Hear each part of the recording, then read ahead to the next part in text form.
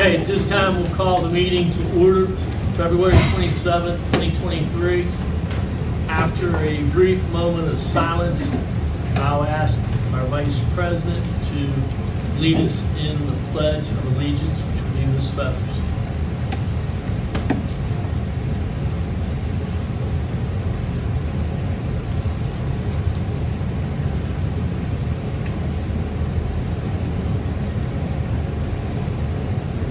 Please stand.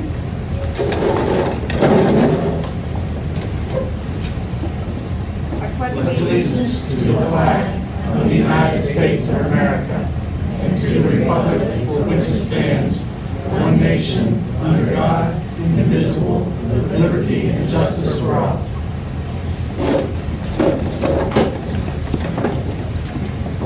Folks, so that you know, we'll be going into executive session, so you can't stay. So if you would like to go somewhere else before I call for the motion to go into executive session, because it's dealing with the student first. And so it's up to you if you want to go now or wait till we go for the motion. But you'll need to leave. You need to leave. I'm giving you a heads up. It's easier. Thank you. Yeah, you have to take it. You made it in. Even though it shouldn't be, just come here.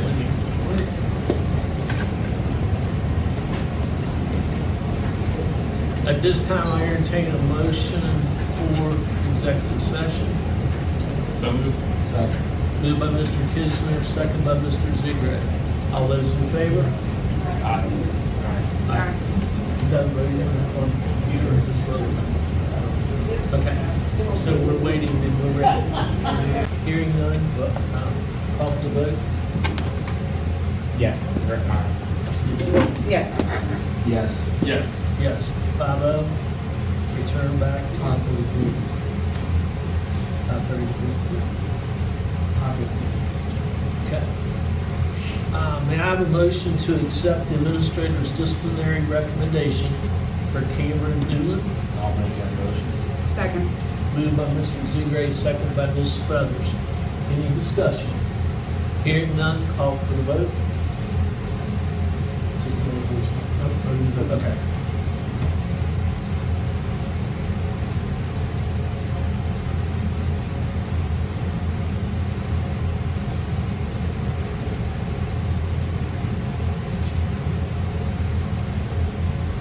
Motion passes 5-0. Okay, and Lynn, with one last thing, and Ms. Schaefer will take you and do the paperwork. We wish you the best of luck. I want to come watch you next year in the football field. Okay, we sit up in the corner. Mr. Ziegler and I usually can't miss us. If I may encourage you, you understand that the weightlifting is off on campus for right now, to the June meeting. You've got a local place. Yeah, there's a lot of places. There's a lot of places that you can lift weights on at school. Go and talk to them. Speak Tell with them, Mr. Deep, he'll work with you to provide some type of program to stay. but tell them, I screwed up. I'm owning up. I'm stepping up. And I'm trying to move on. Is it possible that I can work out something with you to work out here at a discounted rate or something so that I can still hopefully meet this athletic requirements and get beefed up for where I want to be this coming fall? I really encourage you with that. Amen. Thank you for what you're doing. We appreciate you. He's got good support by you being here. We've all made a mistake. So if you two would go with Michelle. Actually, I'm gonna have him go ahead. Okay, if you want. Can I get the red folders? Can I go ahead and let the others get their sign? Does that matter? Or you wait? Probably I'll wait till he's out. Yes, but I'm gonna make it send it to you. So. Let's just see what thing we get from. Yep. Ms. Schaefer. Seymour for president. I'm ordering buttons. Preston Hayes. Because I read some, I was reading something just Today is the yes, second. today. We're listed as the president. Thank you. All right, you guys are good to go. I'll send you some. I'll send you a copy of this in the mail. Yeah, you can look at it. And This is Ms. and I'll come see you. I'll introduce you to Mr. Murray. What is Okay. it? Get that smile. See that I'm gonna smile? write on this. Make sure that that smile goes through. I'm just gonna do some. I have a goal, I have my eyes. Ready? Yeah. Okay, thank you. Thank you. Good luck. Good luck. Thank you.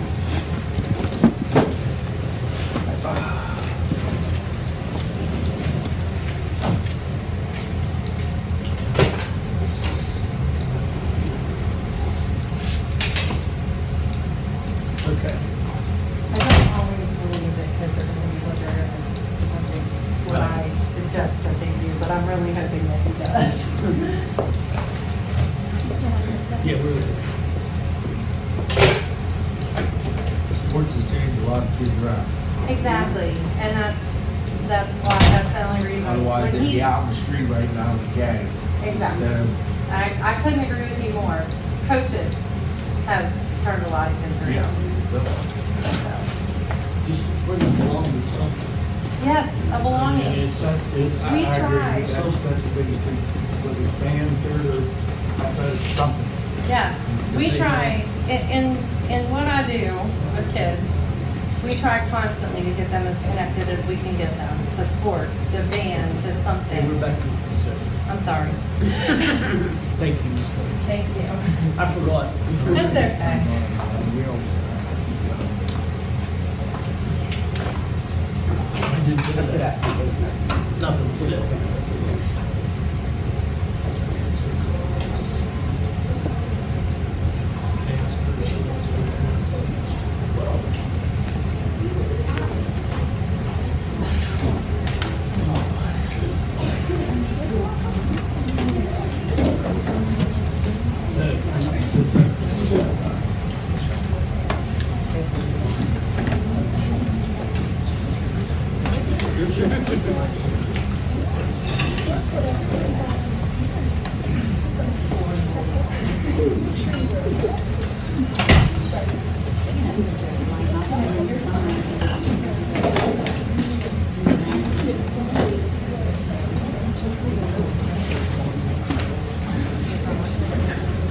Okay, we'll go ahead and start again. Thank you, first of all, for leaving for us to do the other meeting. At this time, this is a meeting, the personnel hearing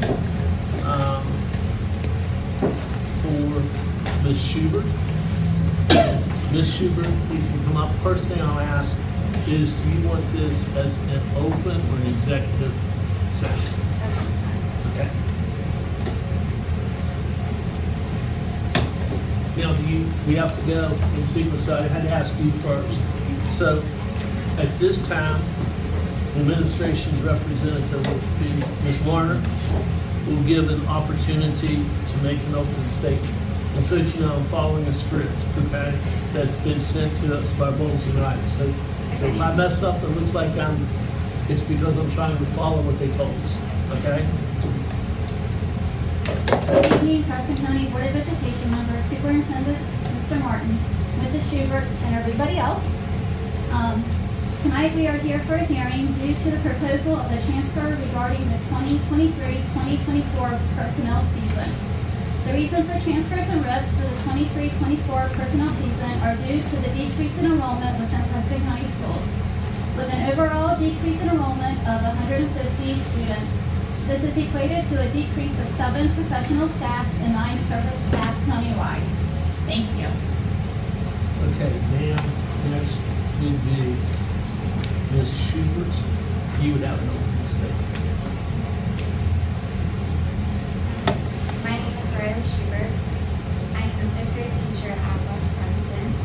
I've been teaching at West Preston for 4 years now. And my current position is a crucial part of the fifth grade team. And I'm here today to explain why I think you should consider a new position. Currently in fifth grade, there are 3 teachers. The county is eliminating the 3rd position due to the lack of just 3 students. The current structure of the 5th grade is departmentalized. Each teacher is responsible for a particular subject to ensure that we are able to focus independently on that subject. Currently, our class sizes are adequate enough to appropriately focus on our subject while also providing the most individualized learning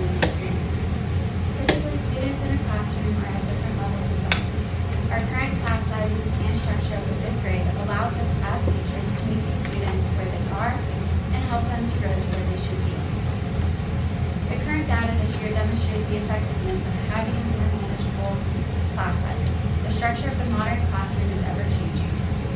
We no longer stand in lecture for an entire period, as standing and lecturing is not always effective. As research has shown, students in smaller classes tend to be 1 to 2 months ahead of students that are in larger classes.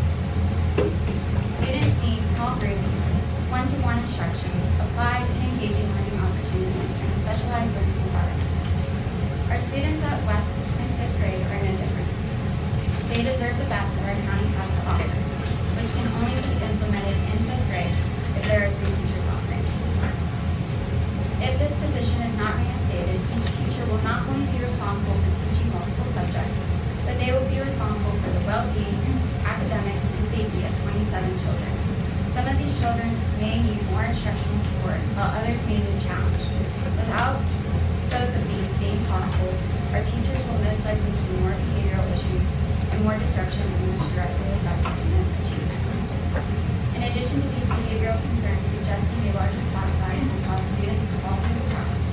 As previously mentioned, teachers typically have students with a wide range of movement in the classroom. Without the individualized attention that is possible in a larger class, these students that need challenges or are in between levels will be lost. They will not score well, make improvements in their learning, or be as successful as they can be. They will not be able to be pushed to the extent of their full potential. In keeping the 3rd position in the 5th grade, we can continue to close the gaps in foundational skills that were hindered during COVID and help better prepare the students for middle school. 5th grade is an integral part of their learning foundation. 5th grade is where our students become prepared for middle school, which in turn prepares for high school and beyond. They deserve individualized attention, safety, support, and the best possible quality of learning that West Preston School and Preston County can offer. And this starts with keeping 3 teachers in the 5th grade. Thank you for your consideration, and please consider giving the students the opportunity to continue growing and prospering within our school system. Thank you. Now the administration will present I all provided evidence, so I'll use the same word. I provided each of you guys a folder, and inside of your folder, first of all is the letter that was sent to Ms. Schubert, which is her transfer letter. And the statement in there was just due to the decrease of enrollment. And like Ms. Schubert said, currently,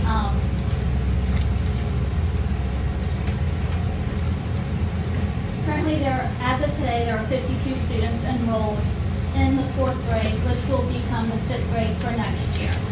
So as you can see, in August there was 53, October 54, late December, early January 53, and as of today there are 52. So throughout this entire year, this 4th grade class has maintained in that 50 area. The student ratio for next year would be 26 students per teacher at this time. They can go up to 28 according to policy 2510. Grades 4 through 6 can have 25 students per classroom and may add an additional 3 students per room with a compensation, so they can have a total of 28 in the classroom. One of the other things that I wanted to show you guys was for special ed consideration, because West Preston does have a variety of special ed students here. So I went through and I pulled for you guys, and you would be able to see this, the number of IEPs that are in the current 4th grade class. And I have that broke down for you for your review. I have in here a copy of the policy. I have in your packet the October counts and the counts from each of the months of the student enrollments. And at the very end, I have the special ed caseload for this particular grade, so you guys can see the disabilities of the students in the incoming class. I do want to say that Wes does do a tremendous job with breaking down their students, and they do departmentalize within 5th grade. 5th grade does have really great test scores. And I do believe that it is due to how you guys break that down.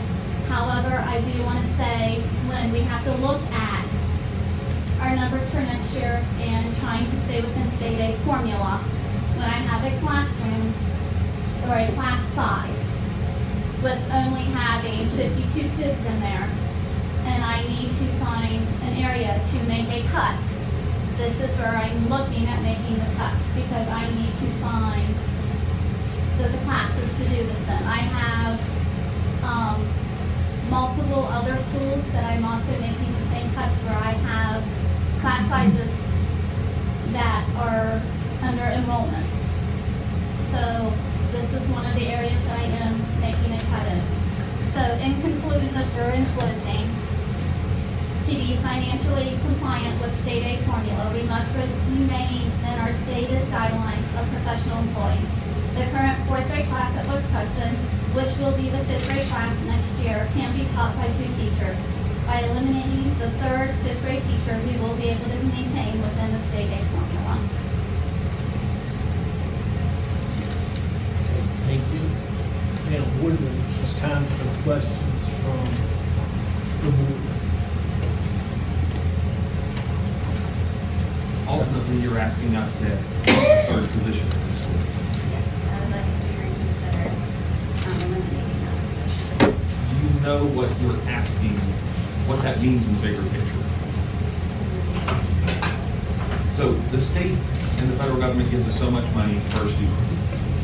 So that money helps us to allocate for the teachers and gives us a budget within the world.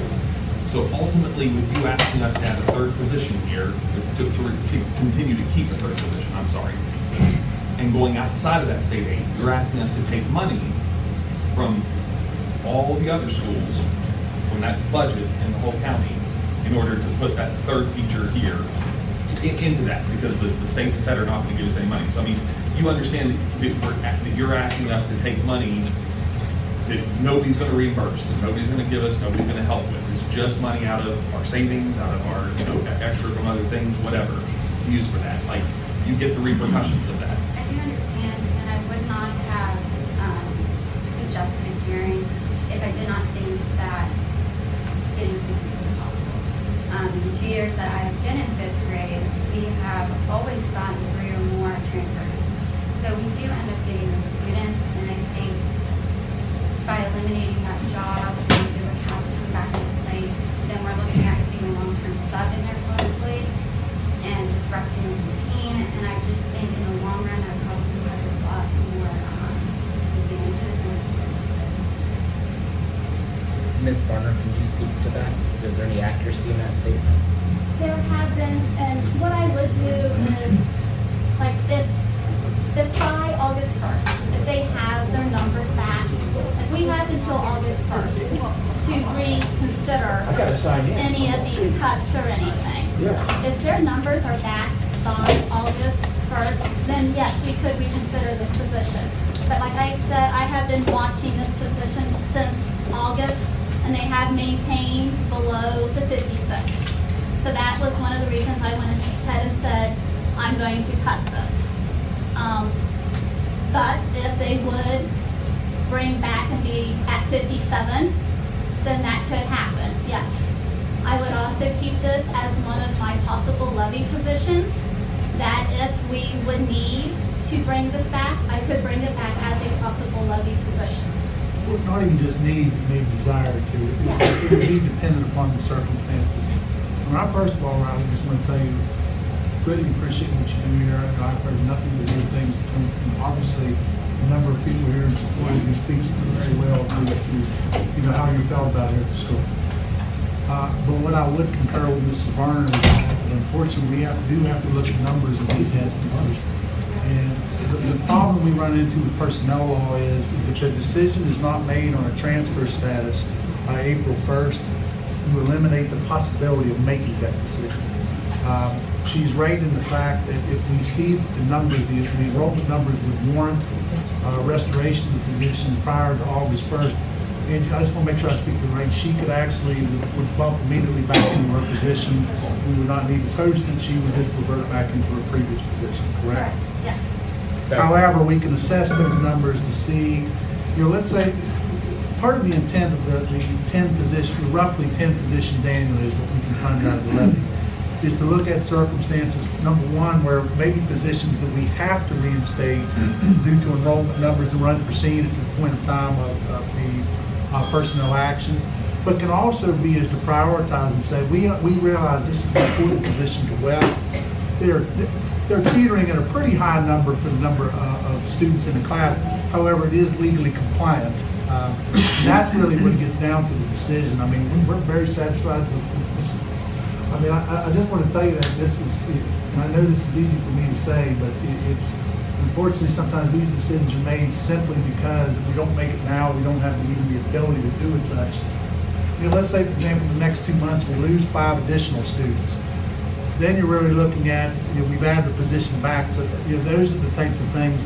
I hate the personnel timelines because it really ties our hands, sometimes taking actions that we would rather not have to do at times. So I just want to confirm, so if the position is added back, Ms. Schubert would have the first right to that position? As long as it happens prior to August 1st. Okay. What happens if it happens on August 2nd? We would have to post the position, and she would bid on it, and it would be up to the hiring committee of West Preston School to select who they would want in that position, which I am sure they would certainly want Ms. Schubert back. Is that policy is only in position, in stance if she takes another position right now for the transfer? Or if she doesn't have any contract, she still is automatically by August 1st? She is automatically by August 1st, No matter what? no matter what. Even if she decides to go to Mon County right now because Mon County says I have a position? If she is still within Preston County, she has the position. Okay, so only if she takes the transfer wherever we're sending her Or now. if she, even if she would bid on another job in Right. Preston County, Right. she is still, So she does have to stay within our system in order to get that first rating. yes. Ms. Schubert, thank you for coming. I mean, thank you for stepping out for your kids. And I do believe you're here because you believe in them and because you believe in the processes that you have set up and that you work together in your environment. We do appreciate it under any regard. Okay, now, any other questions from the board? Okay. Again, you want to go through my thing. I At got a this question. What would cause it to change August 1st? 3 kids coming in, 2 kids coming They would in? need to be at 57. 57. Which essentially means that right now we're at 93% full. There's a lot of teachers that would rather not be at their 100%, that would love that 93. 2 students, you know, makes a big difference in a classroom. However, I would say, we can, even if that threshold is not hit, there could still be a decision to reinstate the position as one of those 10 levy-based positions. Yes. You know, what I would say Mrs. Varner would look at is the process of prioritizing, looking at the county as a whole as to what positions you would seek to reinstate under their circumstances. So it wouldn't necessarily, you know, even if that number stays exactly where it is, that theoretically this position could still be added back. Yes. Do you have any idea how many of those 10 you've already committed to? We Like, currently in your have mind, 5 levy positions that you committed that we something? have committed, yes. So I have 5 others that we will have. And by August, we pretty well have a good handle on kindergarten numbers, and that seems to be where we end up using a couple of those levy positions because we are always over needing a 4th kindergarten somewhere. So once I have a solid number on our kindergartens, then that lets me know where I have, how many extra levy positions I have at that point. How many can you write now? 20 is the cap, I can go to 23. Without me. No, I have to have it be hitting 11. And ultimately, Mr. Barnum and Mr. Martin, this is all created because of state policy that says that we have a certain cutoff by which we have to let them go because we can't after that cutoff. Yes. Correct? Yes. Right? If So- we would wait after April 1st, right. We are, Riley would be guaranteed the contract. She would have to be guaranteed a position. So ultimately, for all the teachers, people that have the ear of teachers union in the room, if this gets changed at the state, it gives us more leeway. And I realize that in most cases, teachers are proponents of this because you don't want to be able to be let go after a certain date. But you see the issue this causes, right? For us to override Mrs. Varner's suggestion is us rolling a dice that we're going to end up with those enrollment numbers. I mean, it's gambling on my part. No matter how much I wish I could just have teachers and less kids in the classroom, I'm still taking a gamble that we're gonna get those extra enrollment to be able to defend that in our budget. Ms. Shooter, anybody else? Ms. Shooter, do you have any rebuttal to this one?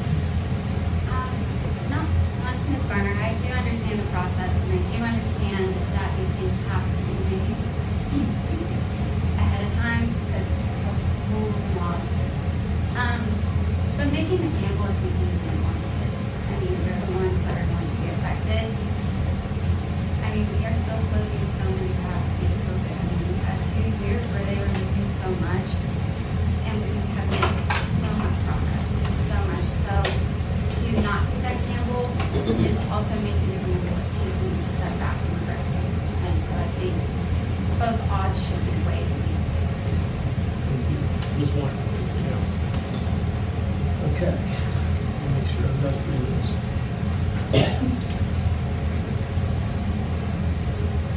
We're going into executive session.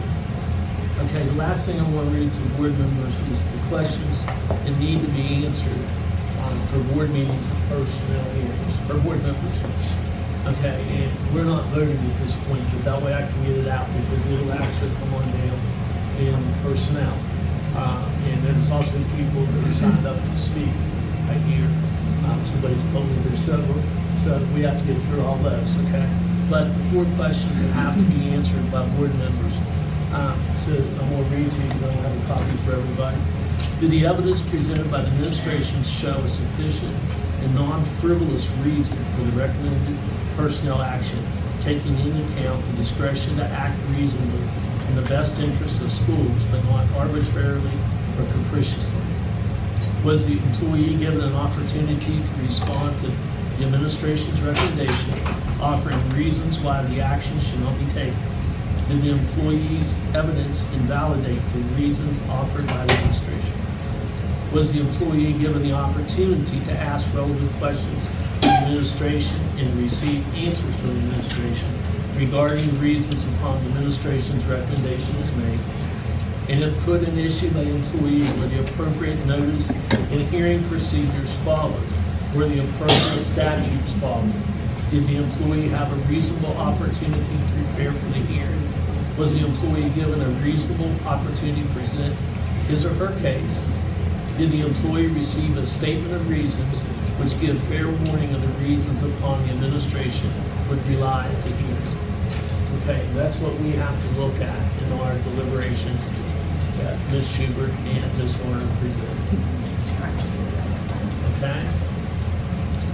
That's it on this part. Ms. Schubert, again, I want to thank you, Ms. Warner as well. We do appreciate the job you do. Okay?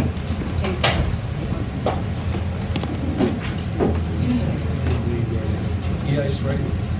Okay, she left.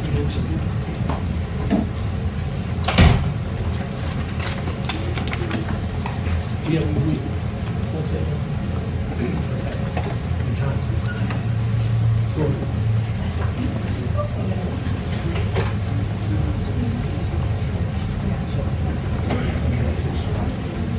okay, now we are going straight into the regular scheduled meeting. For those of you that have come in, we've already opened the meeting. We had an executive hearing to begin with, and now we're going in to the meeting. There are no recognitions. Here's this one.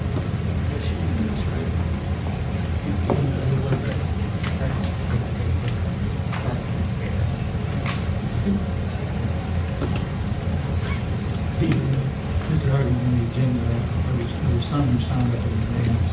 The West Preston LSIC was listed first, but I would recommend you go to handle all of those who don't speak to me on behalf of the votes of 15. Okay, so I will start under, let's see, there are no recognitions, we're in the delegations. So what we will do is go off the list of those who signed up, or you would sign up first? Or Probably should get these first? because these were in advance. Okay. And same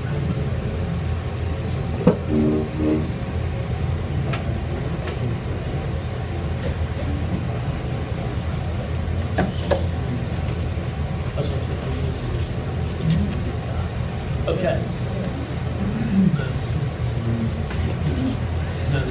let's see, they don't have those. Oh, there are.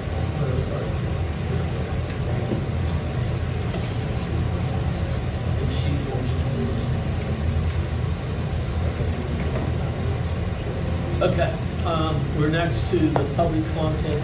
We're going to do those that signed up in advance. There are 3 that did so. So you will get 5 minutes. The ones that signed up at the meeting will get 3. Okay? And just remind, keep careful listening to people's names. Okay? If that's what it is, I'll make sure everybody is going there. Okay, so first will be Miss Assistant. Question first. If you Yes. sign up early, you're not going to ask questions. You can ask questions, there's no discussion. That's the, yeah, we can't discuss it, we can ask questions. Miss Warner, you timing? Okay, when she starts, if you would. Good evening. I would like to express my concerns regarding the decision to eliminate a 5th grade teaching position at West Preston for the 2023-2024 school year. I realize that tough financial decisions have to be made, but surely purse strings can be tightened elsewhere. What does eliminating a 5th grade position at West Preston mean? It means the class size will jump from 19 students to 27 students per class. And that's that's saying that we're not going to be gaining back more students from the charter school. I've already gained one this month. I hear Aurora's gained 8. Before discussing what that means instructionally, I need you to understand what that means in terms of space. 27 students, 27 desks and chairs, a teacher's desk, and a table to pull students in order to work within in small groups in the classroom. Not quite half the size, not even half the size. It means much less teacher support. There's a big difference in how much individualized time and support you can give to students in a class of 19 and a class of 27. Let me take a moment to remind you that classrooms today don't look like they did when we went to school. When I went to school, we had students and we had support teachers who were located at that school. And those teachers would come in and they would pull a group of students to work with them on skills. We don't have that anymore. We have coaches, which provide a totally different, meaningful need, but it's not what it looked like when we were in school. When those kids were pulled out of the class, it made the class smaller. Now, all of that instruction is happening by the classroom teacher that's in there.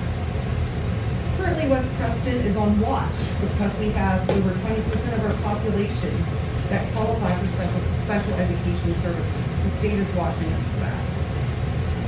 What does eliminating this position mean for those students?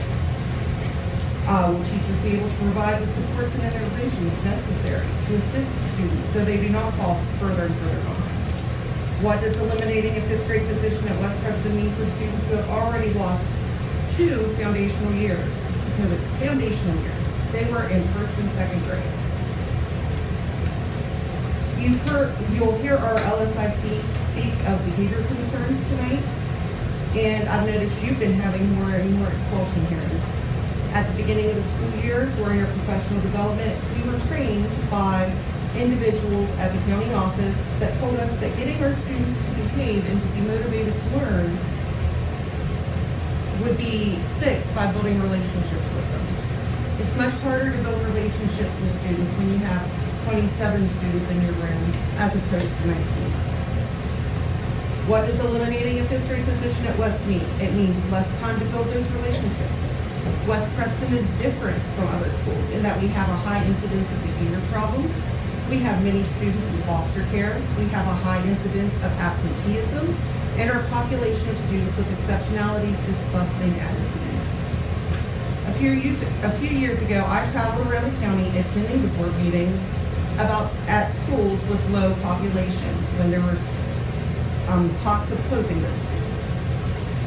When I look in the Deed of Excellence book that I get, and I see that next year we'll have a school combining 3 grades together and still only having 10 students, I wonder how that is fair or equitable to our students.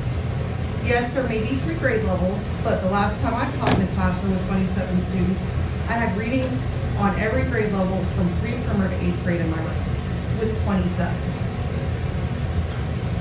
What does keeping a K-8 school open with 40 students total mean to our 54 students? 1 in minute this to one go. grade? West Preston will have 54 students crammed into 2 classrooms.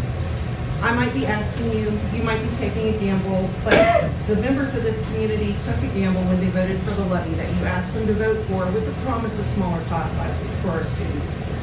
It's time to show that you are going to keep that promise. And before you vote tonight on eliminating position, I ask that you walk down to the 5th grade rooms and take a look at the size of them. And before you vote tonight, I need you to ask yourself if you can really vote to eliminate this position that would so drastically impact so many students without first exploring every other way to test them. Thank you.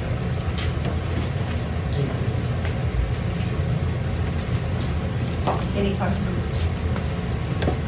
You said at the beginning of the year that there was a training about creating relationships. Was that a guest speaker, or was that presented by the Preston County staff? Staff. What was that staff? Our first day of school, every grade level, that was part of our trainings about building relationships with our students to make them want to perform better and be more engaged in learning. Who was that staff member or their role? I'm It sorry. was Do different not answer that depending- question. Never mind. Well, so each grade level had different cohorts, or Okay. like in middle school and high school, it was based, well, actually, they put us all in one room. But, so it was various staff members providing that. Sorry. Thank you. That's okay. Anything, always forget that you can ask questions. Okay, thank you. Next will be Ms. Summer Lipscomb.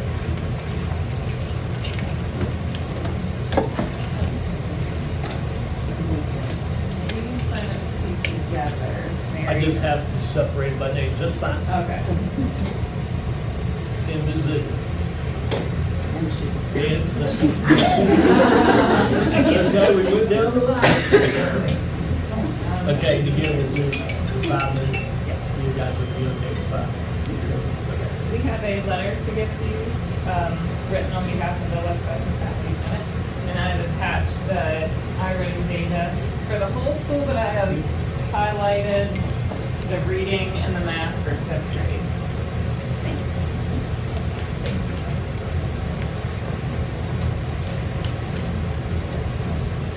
So again, we're just going to read through the letter that's attached there for you.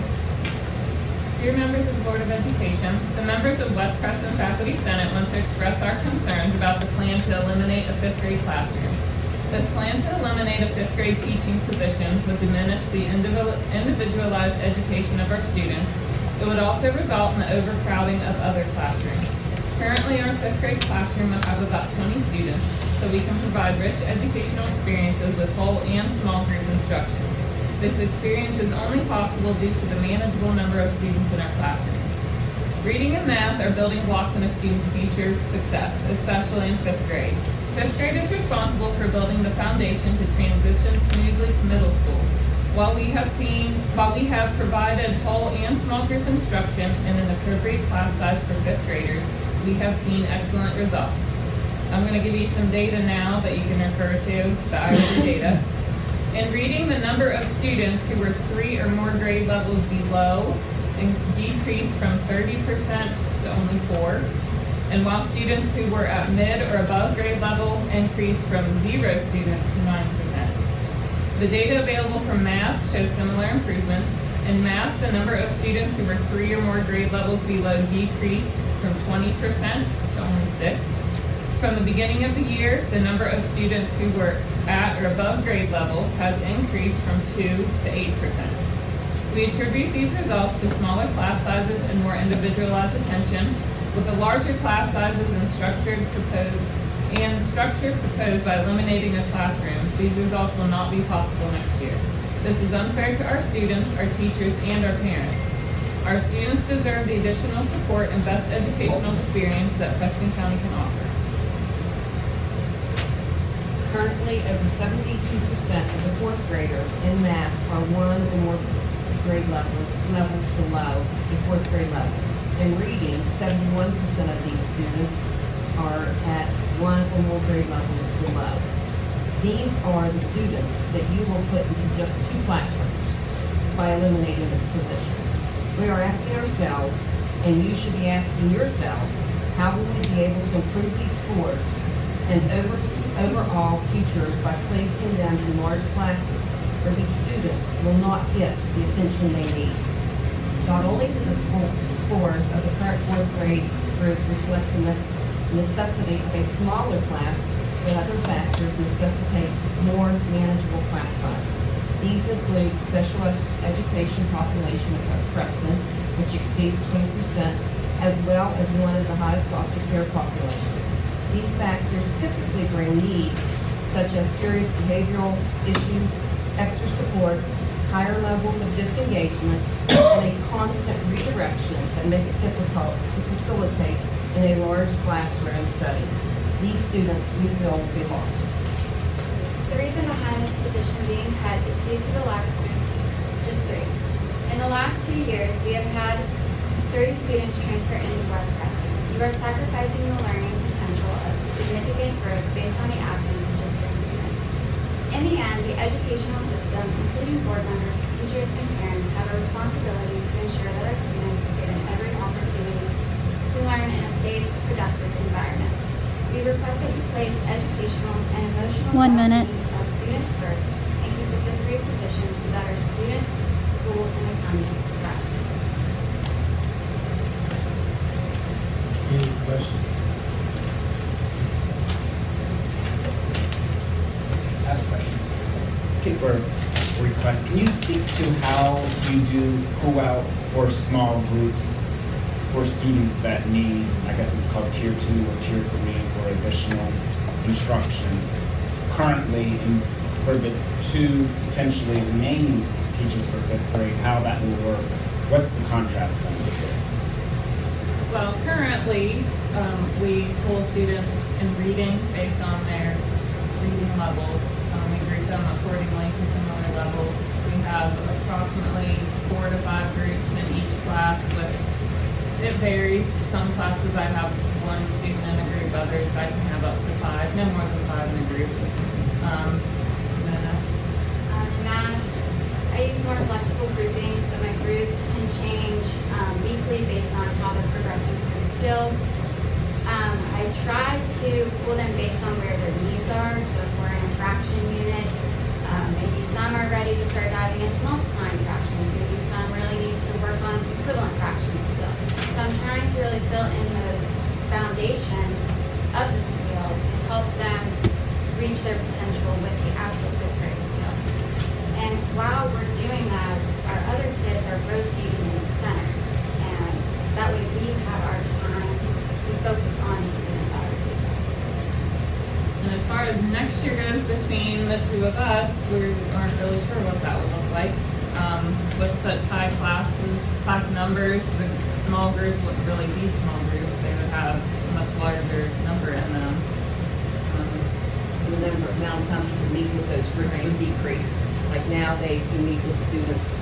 I'm able to meet with my groups, all of my groups, about daily. So they're receiving small group instruction every day as opposed to a couple of days a week.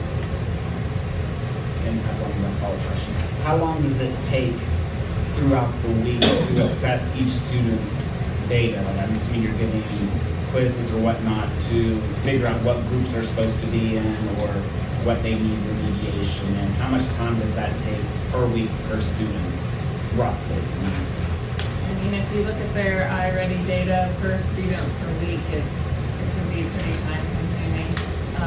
We basically look at, for reading, we test them each time they take a benchmark and regroup them accordingly, according to what their scores are on the benchmark and if their reading levels change. In math, I do that stuff with our iReady diagnostic, but I also give formative assessments with exit tidbits roughly a few times a week, because with math, our skills are a little bit more fluid. They can change daily, so I do try to assess them and look a few times a week at where I need to be helping them, so it's not stagnant. Anything else? Yeah, I'm looking at the items and just a general conception about grade level goes up, we get further and further and further behind it, to the point of ninth grade, eighth grade, ninth grade, we're in terrible shape. I'm not saying just this year, but everywhere across the county, we have the same problem. We start out first grade, everybody's doing pretty good, and then second, third, fourth grade. You guys have any reason that you might say this might be one of the reasons why, besides the COVID, there's a job that great damage to our kids.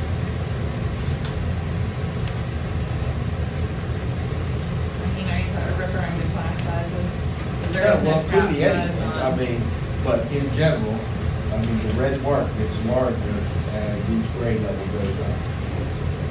There is no class size restriction on this grade level, so that could be part of it, I'm sure.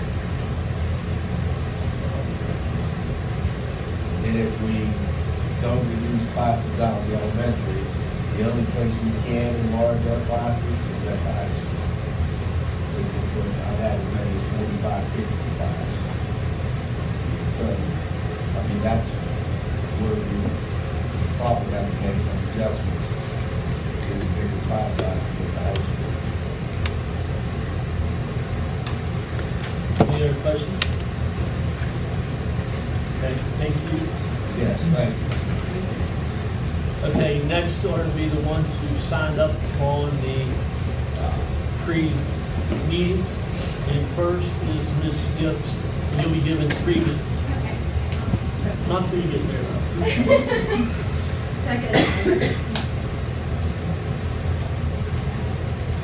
Today I am here to speak on the behalf of all 659 students at West Preston.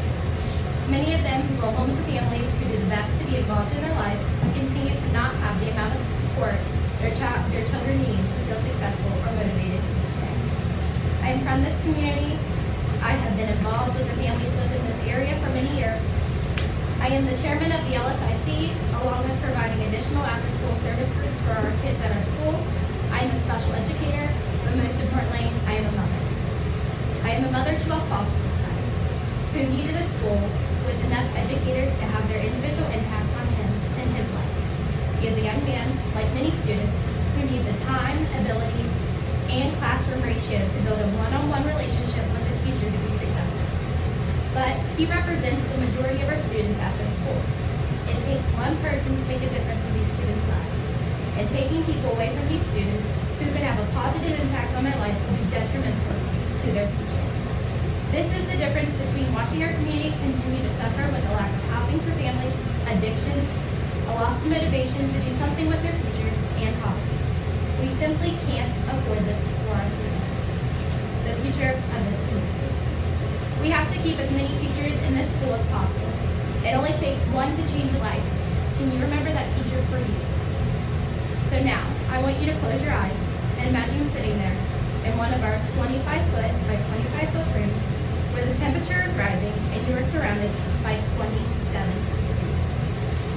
How many of those students are getting the most out of their education? Now imagine being in grade school those years ago. How many students were in your room? Look what you did with your teacher.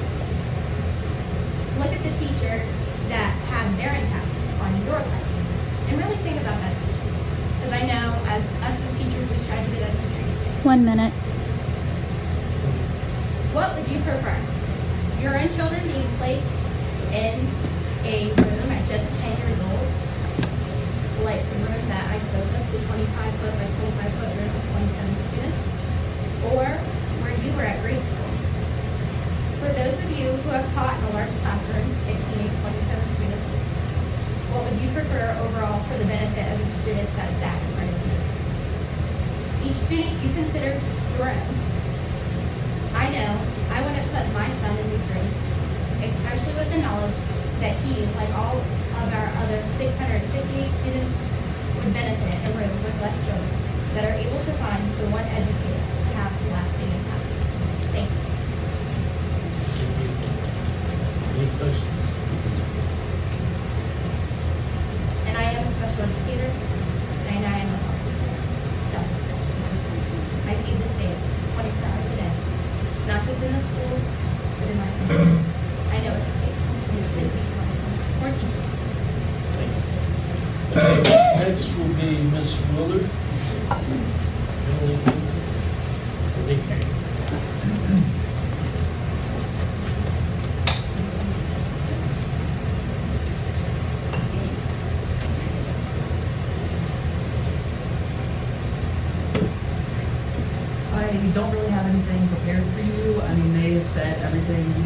scores in front of you. I suppose I come to you as a parent, and a parent who's very aware that there are these test scores that we've lost years from COVID. I have kids younger than 4th grade, so I'm looking at my future and my kids' future. And from that perspective, I've read a lot about, as we catch up from COVID, we're seeing what's called a K graph. As we move forward, our lowest kids and our highest kids are just, the gap is spreading. And so what I'm seeing is teachers are trying to teach, where do you teach in that spreading gap? Where do you teach those kids?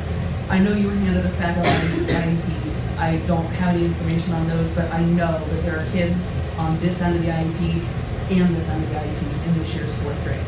So now you're doing all of them a disservice by basically, making their class sizes 50% bigger.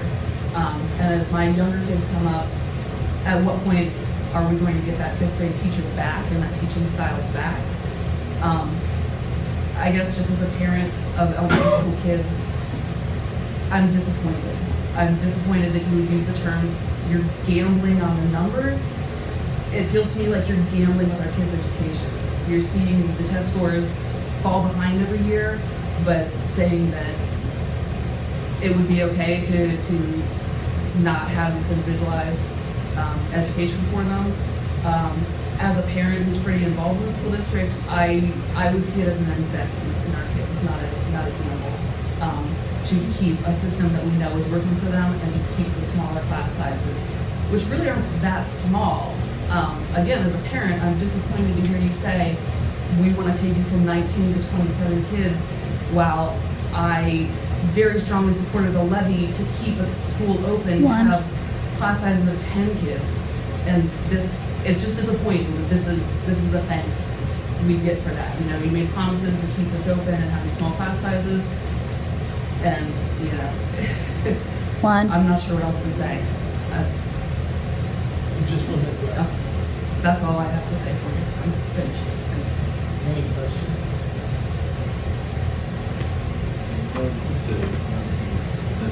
Ms. Warren, if we lost the levy, how many teachers would we be losing then?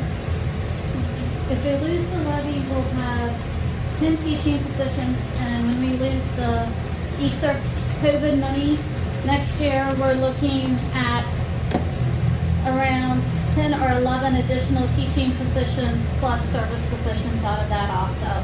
So we're actually losing the money next year, right? Yes. Then next year, we've got to cut another 10 positions. Just to give you an idea how many. So to address that, those 10 teaching positions have been implemented where we allotted them for the levy, correct? Yes. Yeah. And well, we have Where they 5 for larger sure. classrooms. Yes, and then I have the 5 that I use for where we can help benefit classrooms. And then we're going to have the ESERF cuts on top of that. So next year's personnel. So to clarify, the loss of these isn't that anybody that was on the board is reneging on what they promised over the levy funds. It's that there are other funds that are being affected in manners that are requiring these cuts. It's not that levy money is being rediverted into something else. We lost 150 students. That's what Yes, we've lost students. We're losing state money. So levy money is not. It's not like levy money is being pulled and sent into athletics or some other department. This is not a renege on anything that was promised levy fund usage. And if I just may clarify. You get to be careful when you discuss those. Yeah. We're not I'm sorry. doing that.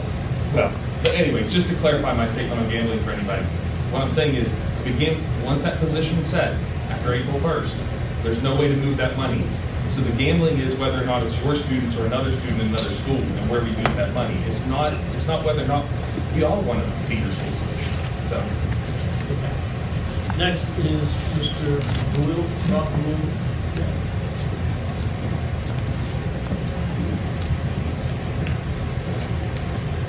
Ward, thank you for your time tonight. Thank you for allowing us to speak. And I'd like to say that I can't possibly understand everything that is involved in your decisions and the difficult decisions you have to make in balancing these choices with finances. It's something that I can't I can't even wrap my mind around. So we all appreciate everything that you guys are doing for the school system in the county. But what I can't speak about is my personal experience as a parent. I've had 4 kids that have been in West Preston and the elementary school here. 2 are currently here now. One's in 5th grade and one is in 4th grade. And I remember hearing in the news about the age groups of kids that were most affected by COVID was these kids that were like in 1st, 2nd grade when COVID hit, and then they had to be involved in these early elementary ages. They had to be remote school, and they really struggled with this. And because these are the formative years of language, mathematics, reading, science, and I, from personal experiences, having a first grader and a 2nd grader in that age group, I can say that my kids really did struggle. And my son Cooper is in Ms. Schubert's class, and he's struggled the last couple of years, and he has shown tremendous progress this year because of the individual education, the individual attention that he's gotten. And I think that's directly related to the hard work that Ms. Schubert has put in her classroom. And at the beginning of this year, he was on a track to, have an IEP. And that was something that we, we were concerned about. But because of the hard work that she's put in with Cooper and the individual the individual time that he got, right now, that doesn't look like it's necessary. And we very much appreciate that. Thank you very much. So, I guess my point and what I want to say is that as a parent, Bruce, one. decreasing the number of positions, increasing the class size, I think would be very detrimental to students like my son. And I have a daughter who's in 4th grade, who's getting ready to go into 5th. And again, I can't possibly understand the decision the decisions that you guys have to make here. But I just want you to know my perspective from a parent that we do appreciate the hard work that goes in here, and we think it's beneficial to have smaller class sizes for students like my son. Thank you. Okay, thank you. Any questions? Ms. Tasker, Kimberly Tasker.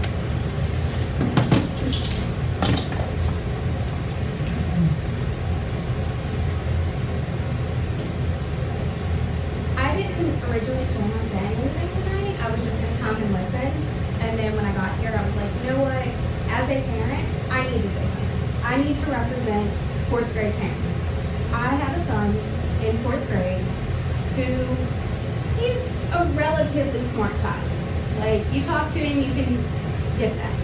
But where he left for COVID, he missed out on handwriting years. Like, very important structure. So he can sit there and tell you this beautiful, elaborate paragraph, but to get to write it and make sure he's doing all these things, he's had trouble. So these smaller classes have benefited so much. Even our smart kids are getting the extra help that they need, because without it, if you don't have that one-on-one with the teacher being like, okay, hey, this is how we need to do this, you're messing up here, we're not getting that opportunity. I understand financial and budget cuts, everybody has them, no matter where you work, but over 3 kids after listening to this, it's kind of hard to say, okay, well, I know we have the deadline, I understand that. But with 3 kids, it's hard to say, okay, we're going to set this, and then like August 2nd, we have those 3 kids enroll, and then we have this really tight, jam-packed classroom. So for me, as a parent, I have seen, the smart kids benefit. I have seen the kids who are having, the issues, the fundamental issues. I've seen them benefit. I also volunteer in the school, so I've seen a lot of the teachers, pulling the kids out and sitting down and working with them one-on-one. I've seen teachers give up their lunches to help these one-on-one progress.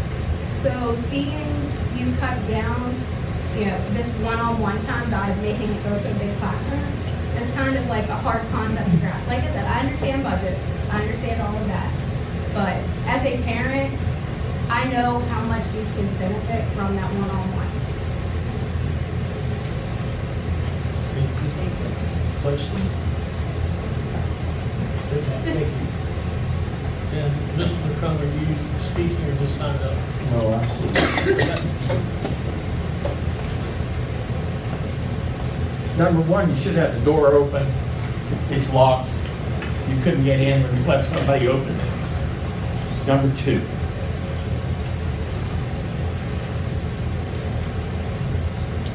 how many positions are you putting on transfer or reduction because of student numbers? How many are you not, even though student numbers aren't big? At each school, elementary, middle, and high school.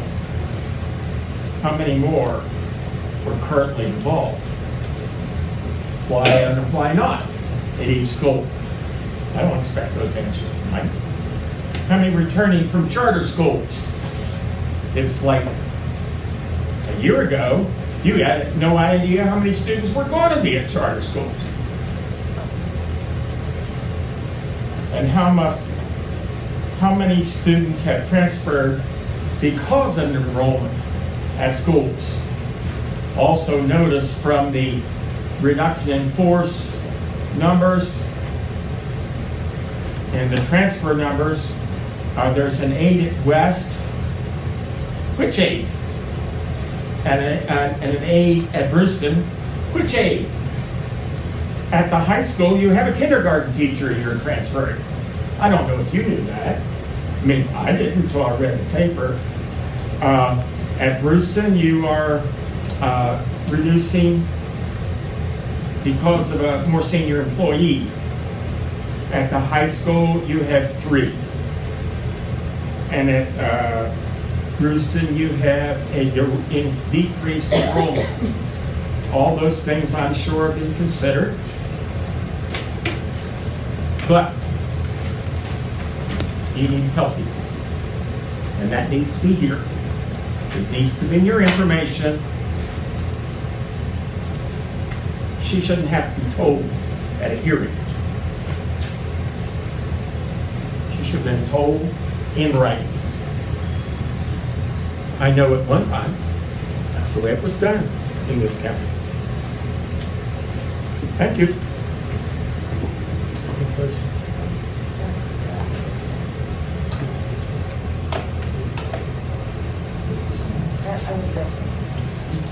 Mr. McCollum, Sir.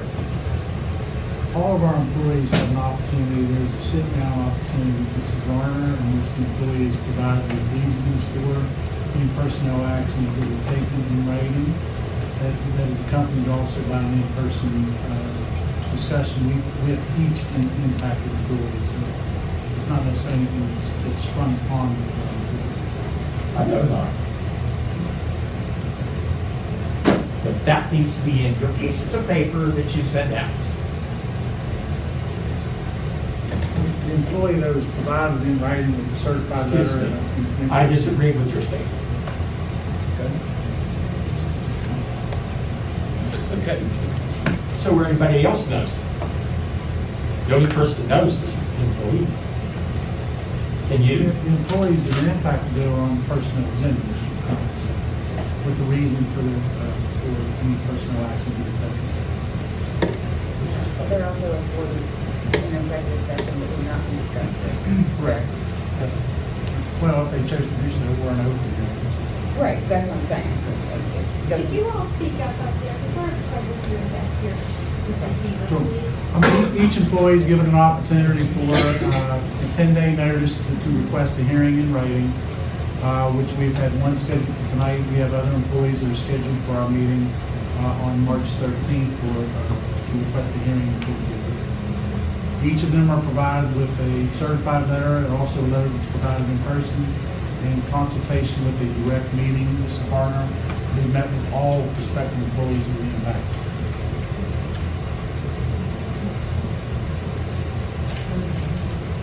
Okay, thank you. Moving on, at this time, we will have West Preston's LSIC presentation. by the interim principal, Mrs. Darcy Barno, and interim assistant principal, Mr. Chris Dickey, and the LSIC members. And if you two would introduce the members, who's here, please. And before you get started, on behalf of the board, thank you for hosting us tonight. And whoever made all the goodies out there, they're pretty good. So I would like to officially welcome you to West Preston. I know it has been, not really is not the right word. I think you can see how close our school is just with the amount of people that showed up tonight. That's one thing that Mr. Dickey had said as part of the presentation. We are a very, very close staff, and hopefully we're able to see that this evening as well. So welcome to West Preston. The people that are going to be helping to present tonight, so I'm Darcy Barno, I am the principal right now. Mr. Dickey, Chris Dickey is our assistant principal. Brittany Yost will be speaking on behalf of LSIC. We also have Ashley McMillan, who'll be talking about some of our programs here in the building, and we also have 2 students that will be speaking from our middle school as well. They will not be comments. Did that to go. She'll speak on their behalf. So I did provide you with our handout that was also sent to you, I believe, ahead of time as well. This is just our list of different members that we have for our LSIC. These are our team values. So this is something that we actually rolled out last year. They're displayed on the board. Really, this is one of those things that we try to embody not only as a staff, but also for our students. So All Kids Every Day really is exactly what it is. We are here for the kids all day, every single day, for every single one of our kids, no matter what. So it's really, as we make decisions, it's really about what is going to be best for every single one of our kids in this building. Find a Way is the next one. That's really about finding solutions without making any kind of excuses. You'll hear, if you walk through our classrooms, you'll hear a lot of our teachers telling kids, find a way, find a way. So trying to instill in them those values of being able to solve problems on their own. Sure, we'll help them, as they need that, of course. But giving them that control to say, I can do this on my own. The next one, Be Bold. This is one that we actually really like. This is really about speaking up. So if you hear something that's not great, saying something about it or calling somebody out. It's also about accepting things that are difficult and finding a solution to be able to solve that. Own Your Destiny is the next one. This is all about determining our own successes and also our failures. And when we fall short, being able to own it and then we commit ourselves moving forward. And then the last one, We Are Connected. That one is exactly what you saw tonight. We are all connected. We're connected to our kids, we're connected to our community, we are absolutely connected as a staff. So really understanding that every single one of us is part of the team, and we're gonna rise together, we're gonna fall together. Hopefully, rising is the way we're always rolling. So our school improvement needs, specifically for academic. So you can see on there our reading and our math, and this is just pulled from our iReady. So we have 30% of our students that are on or above grade level in reading. And then for math, 24% are on or above grade level. And then the other numbers I have there, the 16% and the 7%, those are specific to, as of our last diagnostic that we took in January, that is our percentage of kids that have muscular stretch growth. And the stretch growth is really the piece that I'm looking at a lot because that's how we start to fill in these gaps that everybody's been talking about tonight. We have to get our kids growing more than just one grade level a year to be able to close these gaps. Our next one, and I have the note up there that I know we also spoke about tonight with these gaps increasing as the grade levels increase. I know Mr. Z-Grade, you had mentioned that because as you look at our iReady data, as we go through those grade levels and we continue to get into the upper grades, those gaps increase more and more and more. So that's definitely an area that we've been looking at and trying to figure out what we can do to close those gaps. The next piece I have up there is student innovation. One thing that we have continually talked about, especially with our leadership team, is trying to figure out what we can do to motivate our kids a little bit more. We have a pretty high population of students that not every day do we see their full effort. And some of it is absolutely outside of school factors, but really giving them the opportunity to see, I need this to be able to be successful. This is why this is important. And one of the ways that we're working on that right now also has to do with our 3 questions that we ask. So what are you learning, why are you learning it, and how will you know when you've learned this? So as Mr. Dickey and I go around for our walkthroughs in classrooms, those are the questions that we're asking our kids. And that's something that we're still working on. We're absolutely not there. We're not where we need to be with it yet, but our teachers are having those conversations with our kids, trying to get them to understand this is why you are learning this right now. It's not just that somebody's saying, hey, we need to learn multiplication right now. So really giving them that understanding of why they're going to need this for their future. And then the last piece is substitutes, which Mr. Dickey will talk about on one of our slides in a little bit as well. Very frequently we are left, substitutes are crazy right now, but we're left very frequently with trying to find coverage for one or more teachers a day. Just a week or two ago, we had 3 gaps where we had 3 empty classrooms. So trying to pull staff members to help cover, and really like Chris and I need to be in classrooms, we will be in classrooms, whatever we need to do. But that's definitely an area that I know across the world people are struggling with that right now. So trying to figure out what we can do to help in that regard as well.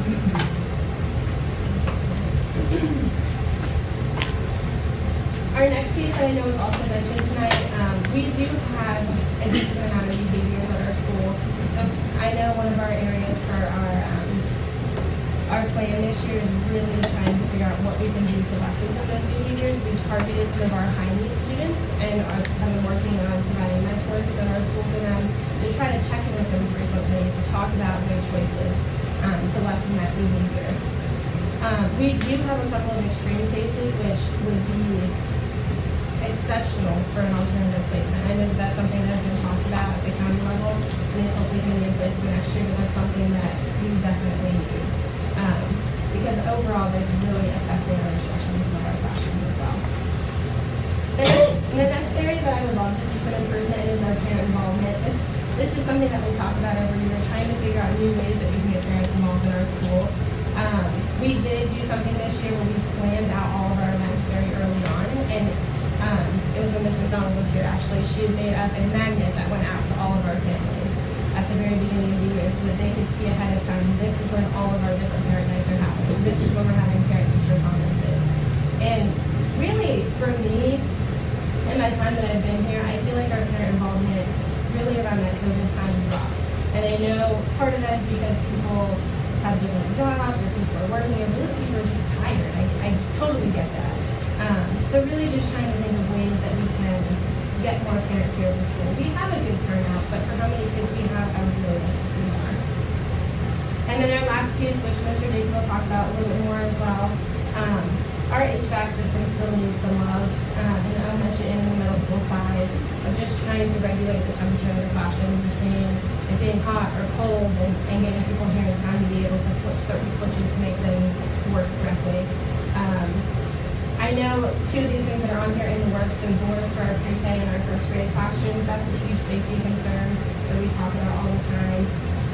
Cameras school-wide, we do have cameras on our middle school side, but we do have some hidden areas, but we need support in that area on our elementary side. Again, I know that the wiring is being done for that stuff is in the works, but it's still something we need. And then the other piece, which Ms. Yost will also talk about today, is our playground and the issues that our playground is in rough shape, to say the least. So that's something that our LSIC is really working on this year as well. So in speaking about our academic progress, we are absolutely not where we want to be yet, but I can tell you that people in this building are working their behinds off to try to get there. So looking specifically at our iReady data, our red, this is for reading, our red as of this last diagnosis went from 45% to 35%. Our yellow went from 39 to 24, and our green went from 17 to 30. So that means that we gained 75 kids on the grade level, which I'm ecstatic about. Sure, we need more, but that's a good start. And then for math, our red went from 45% to 33, yellow 46 to 44, and then our green went from 8 to 24. So there we gained 93 kids onto grade level. Again, can we get more? Absolutely, but I think it's a great start. Some of our other things that we have going on right now, we're doing all kinds of crazy things, trying to make things work here at the school. One of them is our checklist. So right now we've been talking a lot this year with our staff about learning targets and success criteria. So our learning, these 2 things really are in relation to providing clarity for our kids. So your learning targets are really just looking at a student, it's supposed to be written in a student-friendly way, that they understand it, but it's really about describing what the kids are going to be learning. The success criteria is really, as it sounds, the kids need to understand what does success look like. What do I need to be able to do to show that I have met this learning target? So as you walk through our rooms or you look at our checklist, that is something that you will see. And those are conversations that our teachers are having with our kids. And again, that relates back to our 3 questions that I talked about earlier as well. We are doing running records, so with our Jane Richardson program, assessing our kids in reading to be able to look at what level they're on right now. That has to do with pulling our small groups for instruction to be a little bit more individualized. Mastery-based assessments are happening all over the building. That's that piece which Ms. Schubert was talking a lot about, being able to assess the kids as they're going throughout the week to see where they're at and be able to constantly be readjusting those groups. We have data tracking going on at all grade levels. Achievement talks for grades 6 through 8. This is something that's new this year. So every quarter we are meeting, either myself and Mr. Dickey is meeting with our ELA and math teachers for 6th, 7th, and 8th grade in separate meetings and talking about any of our kids at that point that are showing a D or an F and having conversations about every single one of those kids and what are we going to do to get them where they need to be. And for some cases, like the ones that Mr. Dickey just had, it was just a matter of meeting with those kids and getting them to turn stuff down. So making sure that we're not letting any of our kids slide through the cracks. That's the biggest piece. That in previous years we've had in middle school, it's easy to just kind of slip by as long as you're one of the quiet kid. But this allows us to really talk about every single kid that needs some support. Student conferences, our middle school boot camp, since our students weren't here to talk about it, Mrs. Miller will talk about that as well. We are doing morning meetings on both the elementary and middle school side, so just giving our kids the opportunity to have conversations with each other about certain topics. And then the staggered start behavior meetings, that was also something that was fantastic this year. I wasn't here for it because I was on maternity leave, but in those meetings, we really set them up. We talked to middle school teachers about specific kids that we needed to meet on that were behavior concerns from the previous year and had a meeting to start them out on the right foot with that kid.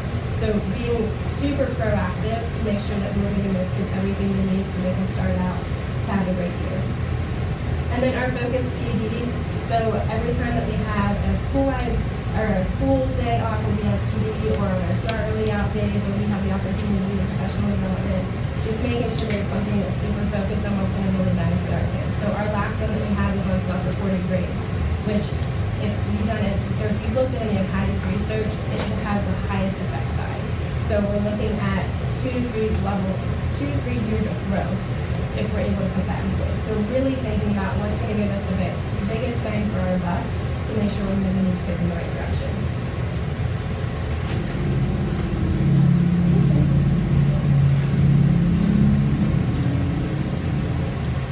All right, good evening. I'm Mr. Dickey. I'm the assistant principal here. It's good to meet you all tonight. Other than Mr. Chatham, I believe this is the first time I've met many of you. So I'm going to talk about some different things tonight. First, I want to start on student behavior.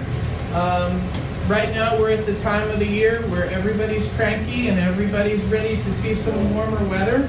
And so student behavior issues have been increasing. So that has been increasing our involvement with those students specifically. We do have, Ms. Barnum mentioned a couple severe cases that are really impacting our instruction, which I want to reiterate about the importance that we think an alternative placement would provide in this county for students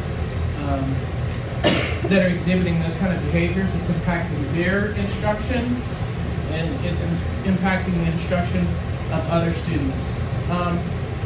Something we've been focusing on this year are restorative practices.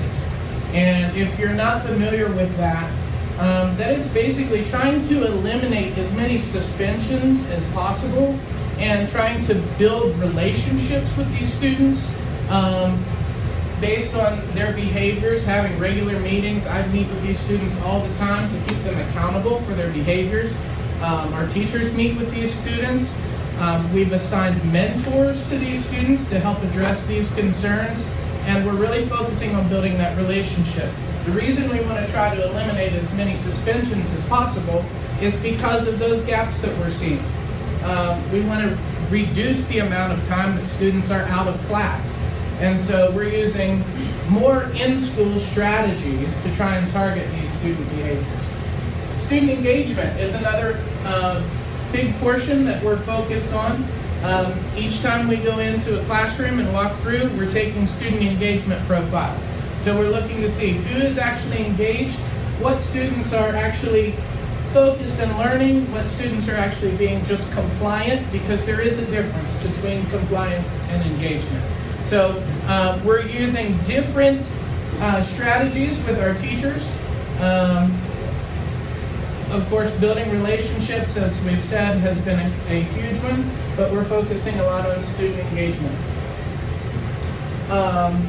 Our infrastructure, we currently have a sprinkler system that keeps giving us some issues. As you are all aware of the Christmas Eve flood of 22, all right? So that continues to give us some concerns. Today I was actually addressing some issues in our pre-K wing with leaky sprinkler. Okay, so we're having those kind of issues, and we're trying to avoid those kinds of flooding issues happening in the future. So that's something that we definitely need some more work on, which we know is in the process. And then additionally, our HVAC system, we have classrooms that are definitely very unregulated on temperature. Our pre-K, K1 wing, some days gets miserably hot. Actually, the whole elementary wing sometimes gets miserably hot.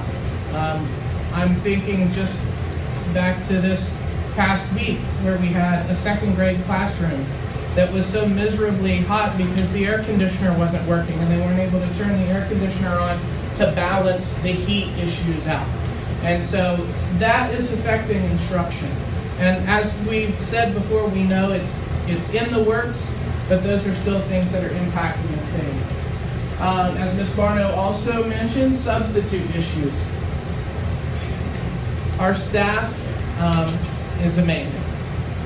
And I have to start out by saying that our staff is absolutely amazing, because they come up to bat when we have a vacancy for the day. And they use their planning times. Some of them even use their lunch times to cover these classrooms. And they're getting very tired, as I'm sure at every school. So that is a major concern for us. And then one more that I would like to mention is sufficient administration coverage for the number of behaviors and needs we have. As we do have a large population of students with special needs, they also exhibit behaviors sometimes with those special needs that require us to help assist. In addition, we have other students exhibiting other behaviors due to external factors, all kinds of different issues. It would be very beneficial to this school for us to have a dean of students here. It is very difficult for us to get into rooms and assess what is happening in the classroom because we're focusing on so much behavior. Now, Ms. Barno and I do it regularly. We're always in classrooms. But we would love to be in there much more so that we can ensure that our kids are growing every day. All right, Ms. Yost? So I have a pamphlet that I made today. And I will probably not make pamphlets anymore. It was definitely a task. I've done it a couple times in college, a couple times in high school, but it's been about 10 years. So, and I only have 6 because colored printers, of course. Our biggest project this year is revamping the playground. So in 2019, prior to COVID, we had Sarah Serena come out, and she is a landscape architect, and she drew up these beautiful 6-phase blueprints for a new and improved playground. Why this need is necessary? Well, our school is essentially built on a swamp. Some people are aware of this. Even as we were breaking ground for this portion below our feet, it was taken back a couple months because they had to provide the proper supports to actually build the foundation for the school. Now our playground is right beside the pond. So our biggest issue right now with the playground is the fact that it gets muddy. We remulch the area multiple times. The mulch essentially sinks into the ground. So the first thing on that phase is to excavate and apply stormwater controls. This is all within the 6-phase plan. Now this plan essentially would take 1.5 to 3 years to implement. The only bad thing is since we were starting to plan it in 2019, since 2019 we've had a 17% increase in cost. So the total cost is up to $106,000, and that does not include all of the ADA compliant turf that we're looking for. Of course, for all of our students with different abilities. So with the 6-phase plan, we hope to excavate stormwater controls. As of right now, we have multiple pieces of equipment that are not usable. I only have, I believe, 2 pictures on there, but let me tell you, you can go out there and walk down, and there you can get a multitude of pictures of just damaged equipment. A lot of our students don't use the equipment. Sometimes they do. We have a tire swing out there, and sometimes one of the ropes often breaks, and then you have 3 kids dangling off sideways because you've got 2 ropes that work, and then we essentially pull the kids off of that equipment. The maintenance, the playground was established in 2003 due to a wonderful grant writer who brought us the grant for the playground. We appreciate that person, but that was in 20 years ago. So even with the 6-phase plan, we're looking at maintenance costs as well. Right now we have $15,000 saved up. That's for our spring bingo and our fall bingo from last year. We saved a total of $10,000 from last year. The fall bingo was approximately $5,000. We're looking to hopefully gain another $5,000 with this spring bingo that we put on at the Civic Center in Kingwood. And then we are opening a fun run for all of our students of all abilities. And I mean all abilities. Even the kids that, are in my classroom. This fun run will be done school-wide with all 659 students. We're looking at a different kind of obstacle course. Those students will have the opportunity to gain sponsors on their own, but we're also seeking from local businesses. Lucas will probably be up there, just so you know, to just donate money. I've sat in front of the county commissioner and pleaded our case to just get ARPA funds, and sadly it was not beneficial to us, but I understand why. We asked to, is there any financial gain we can have from you all, or any support? I know a playground is not necessary, but for our kids that come to school for that fun aspect, and they hate sitting in the classroom, they need that release. And going out to the playground is that release. And I will tell you, I believe it was Thursday of last week after it had rained like 3 or 4 days, the kids were going in and out of the pantry constantly to get new feeds. And what that does, our pantry is for the students that come to school with rips, holes, just clothing that's not suitable for them to wear throughout the day. And when we have to go in there because our playground's not an adequate place for them to play, it takes away from those students that actually need those things. So as you walk out the doors, the front doors, I encourage you to look at the end goal of our playground that's sitting out there. We have it out there in the main foyer area for anybody to look at. I have a detailed plan that Sarah Sawyer came up with.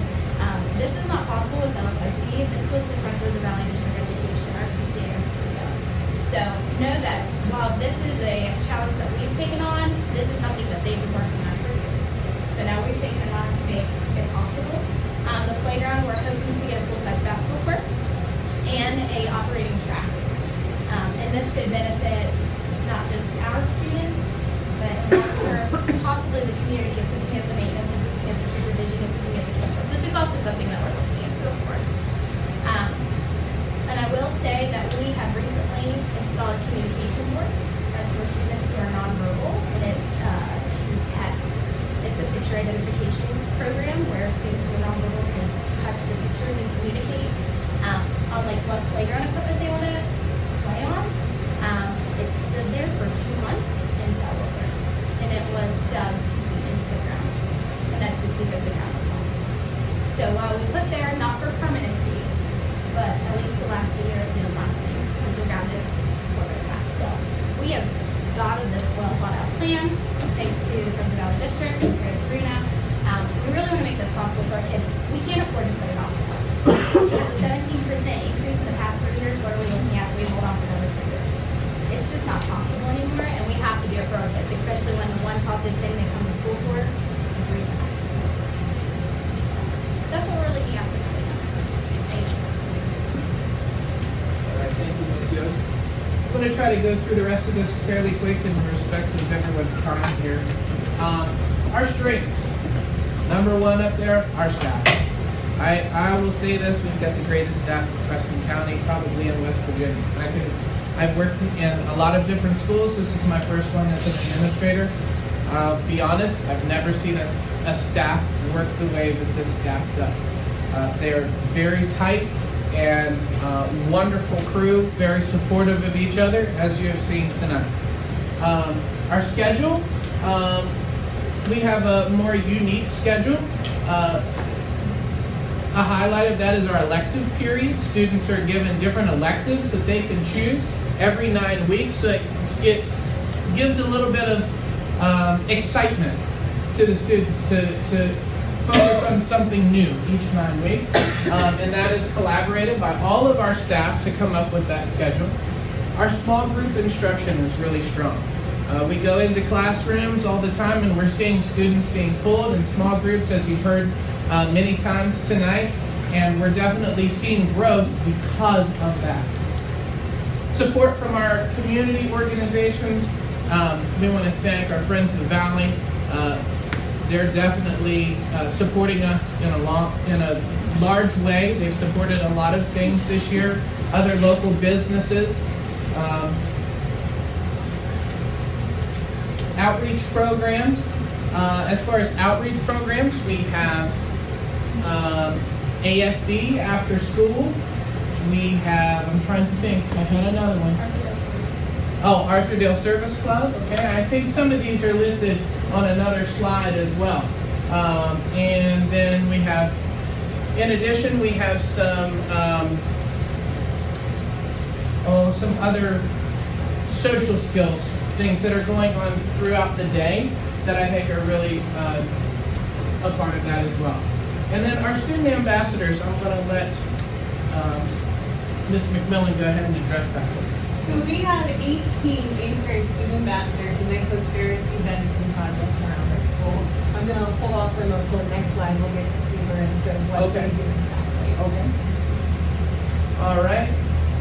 And then our final thing are our weekly PLCs that are a great strength for us. Each one of our staff groupings, let's say 2nd grade, 3rd grade, middle school ELA, middle school math, they're all grouped in different ways, and they all have weekly PLCs. Through that, we do data dives, we do check-ins, and we're looking at the numbers every week to see how we can increase instruction, how we can continue to grow our students. Some parent involvement. We've had open house, we've had our STEM nights, an ornament party at Christmas time, bingo for books, and then of course our parent conferences. And then coming up, we have our passion night. I believe it's in April, towards the end of April, and then our summer kickoff. As far as levy funding is concerned, our instructional levy funding has mostly been just teacher requests for supplies, which we have granted throughout the year. Activities, it's funding our field trips that are coming up towards the end of the year. Each grade level is taking a field trip. And then finally, as a big project, the resurfacing of our gym floor came from levy funds. Programs, we have After School Explorers, Student Ambassadors, Arthurdale Service Club, Birthday Books, RTI program, STEM Lab, Community in Schools, which I'll address a couple of those in more detail in a moment. In the works, some things that we have coming up are the National Junior Honor Society, and then the middle school SEL group. And then support for students and families. We have Lawyers in Schools, Food and Clothing Pantry, weekend food bags, and holiday help. I will go ahead and now turn it over to Ms. McMillan, and she can address her items. So I'm just going to speak on a few of these programs up here. Our student ambassadors, like I said, we have 18 8th grade students who help with various projects around school. We also host events. One of those events you saw earlier was our middle school boot camp. That is our 6th grade orientation for students and families. That night, our ambassadors hosted tours around the building so students and families could meet teachers and see classrooms. We also had a setup in the cafeteria so parents could become more comfortable, students as well as Schoology. And then for birthday books, that is our program where, so we have a morning news show that's student-led, and student birthdays are announced daily on there, and then those students come down, receive a brand new book that's theirs to keep, we take their picture and we post it in the hallway for everyone to see. And then, let's go back to ambassadors for a moment. They completely manage and run our Student of the Week program. So they work with our teachers to get a Student of the Week, they take their photo and post it up by the gym. And then our STEM lab. So this year we opened the STEM lab, and it's kind of twofold. So it's a lending lab where teachers can loan out equipment and different learning materials, and then I also host different lessons throughout the months that teachers can sign up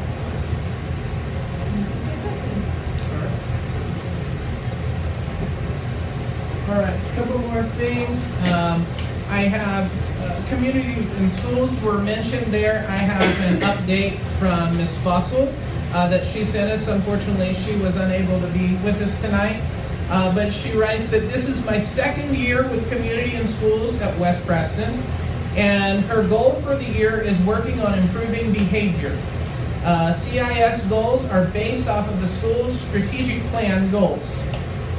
She currently has consent to case manage 44 students and is working on growing that to 65.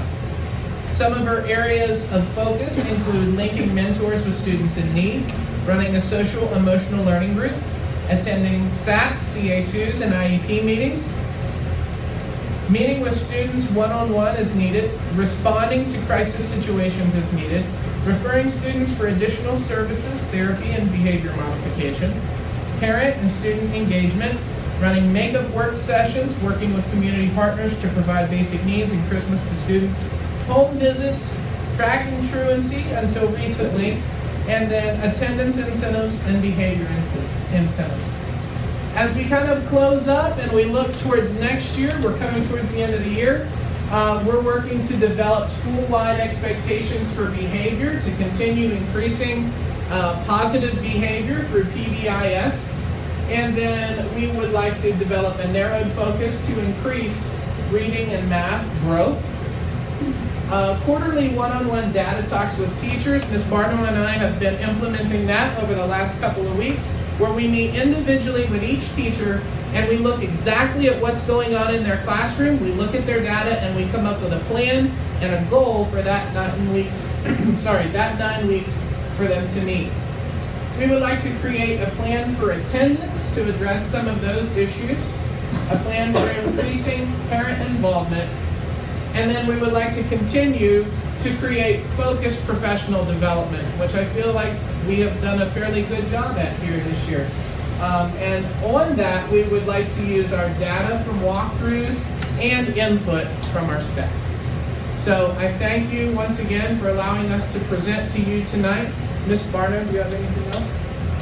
No, the only thing I wanted to say, as we look at our things for next year, the biggest piece that we continually keep talking about is just making sure that we really have that narrowed focus. It's really easy to look at a billion different things that need to be fixed, but when you're trying to spread yourself that thin, you're only able to give a little bit to all these different pieces. So as we're looking into next year, really thinking about what is our specific thing that we're going to focus on, and then put everything we have on that to move it.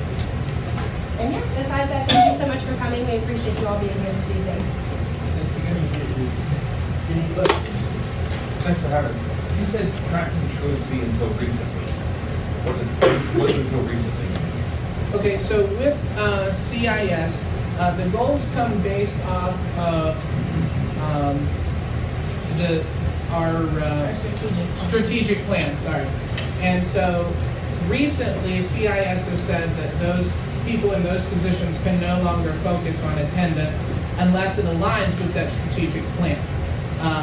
Currently, we did not have an attendance goal in our strategic plan, which we're creating for next year. So I met with Ms. Fussell over the last couple weeks and have been taking on those attendance pieces, and we're working on delegating those out once again.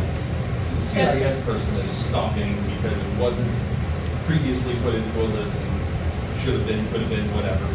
So they're stopping and now you're taking over that. Correct. So it's still going to be handled, and somebody's still going to be taking charge of it.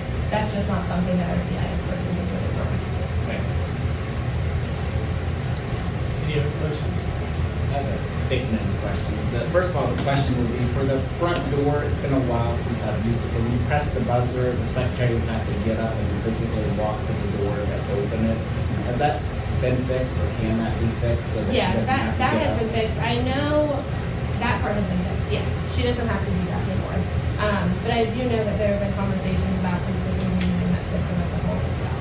Mr. Barton, right now, we anticipated to replace the existing card reader system with a system that could be in line with the remainder of the county, so and such as well. And as a parent of West Preston School Department, I just want to thank you, all of the teachers, for what you do. I know he really loves to come to school. And as a parent of a former student with a former teacher here of 5th grade, I want to say that that year was the most pivotal year for him, especially with him being from foster care, adopted, and coming from Mountain View. What a difference 5th grade West Preston School made in our lives. Thank you. Thank you. Any other questions?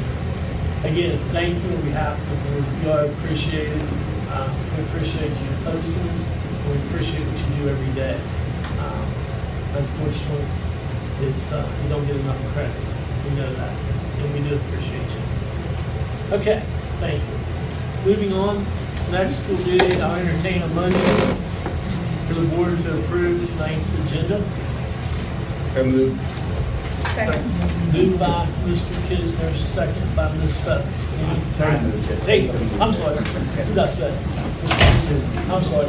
Mr. Tatum. Okay. Any discussion? Hearing none, call for the vote. I'm sorry. That's okay. Voting is open.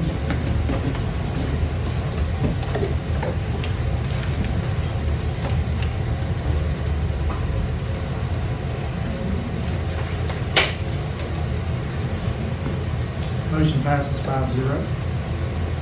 And now I entertain a motion for the board to approve the minutes from the 2/7/23 special board meeting. So moved. Moved by Mr. Kisner, second by Mr. Ziegler. Any corrections or comments? Hearing none, call for the vote. Voting is open. Get the special.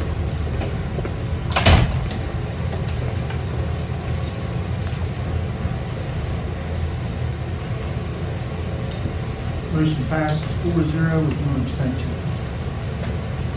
Next, I'll entertain a motion for the board to approve the meeting minutes from 2/13/23. So moved. Second. Moved by Mr. Tate, second by Ms. Feathers.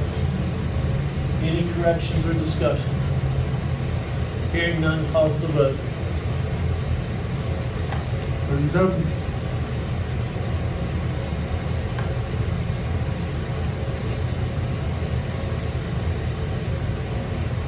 Motion passes 5-0. Next on the agenda is superintendent's report. Board members, you should have a package, the superintendent's update in your packets. First item is the update that was sent out by email and via Teams this morning to all staff and board members. As we go through the weekly schedule, of course, we have our meeting here at West tonight. We are in process of going out to several of the required quarterly data meetings. We completed 3 last week, and we have meetings scheduled at South Preston, Federal, and Roseburg on Wednesday. On Thursday here at West Preston. And on Monday, we have got a rescheduled date, and that's why that's highlighted with Preston High School. With Kingwood Elementary and Central on Tuesday the 7th. You can see we do have a deadline for teacher retirement.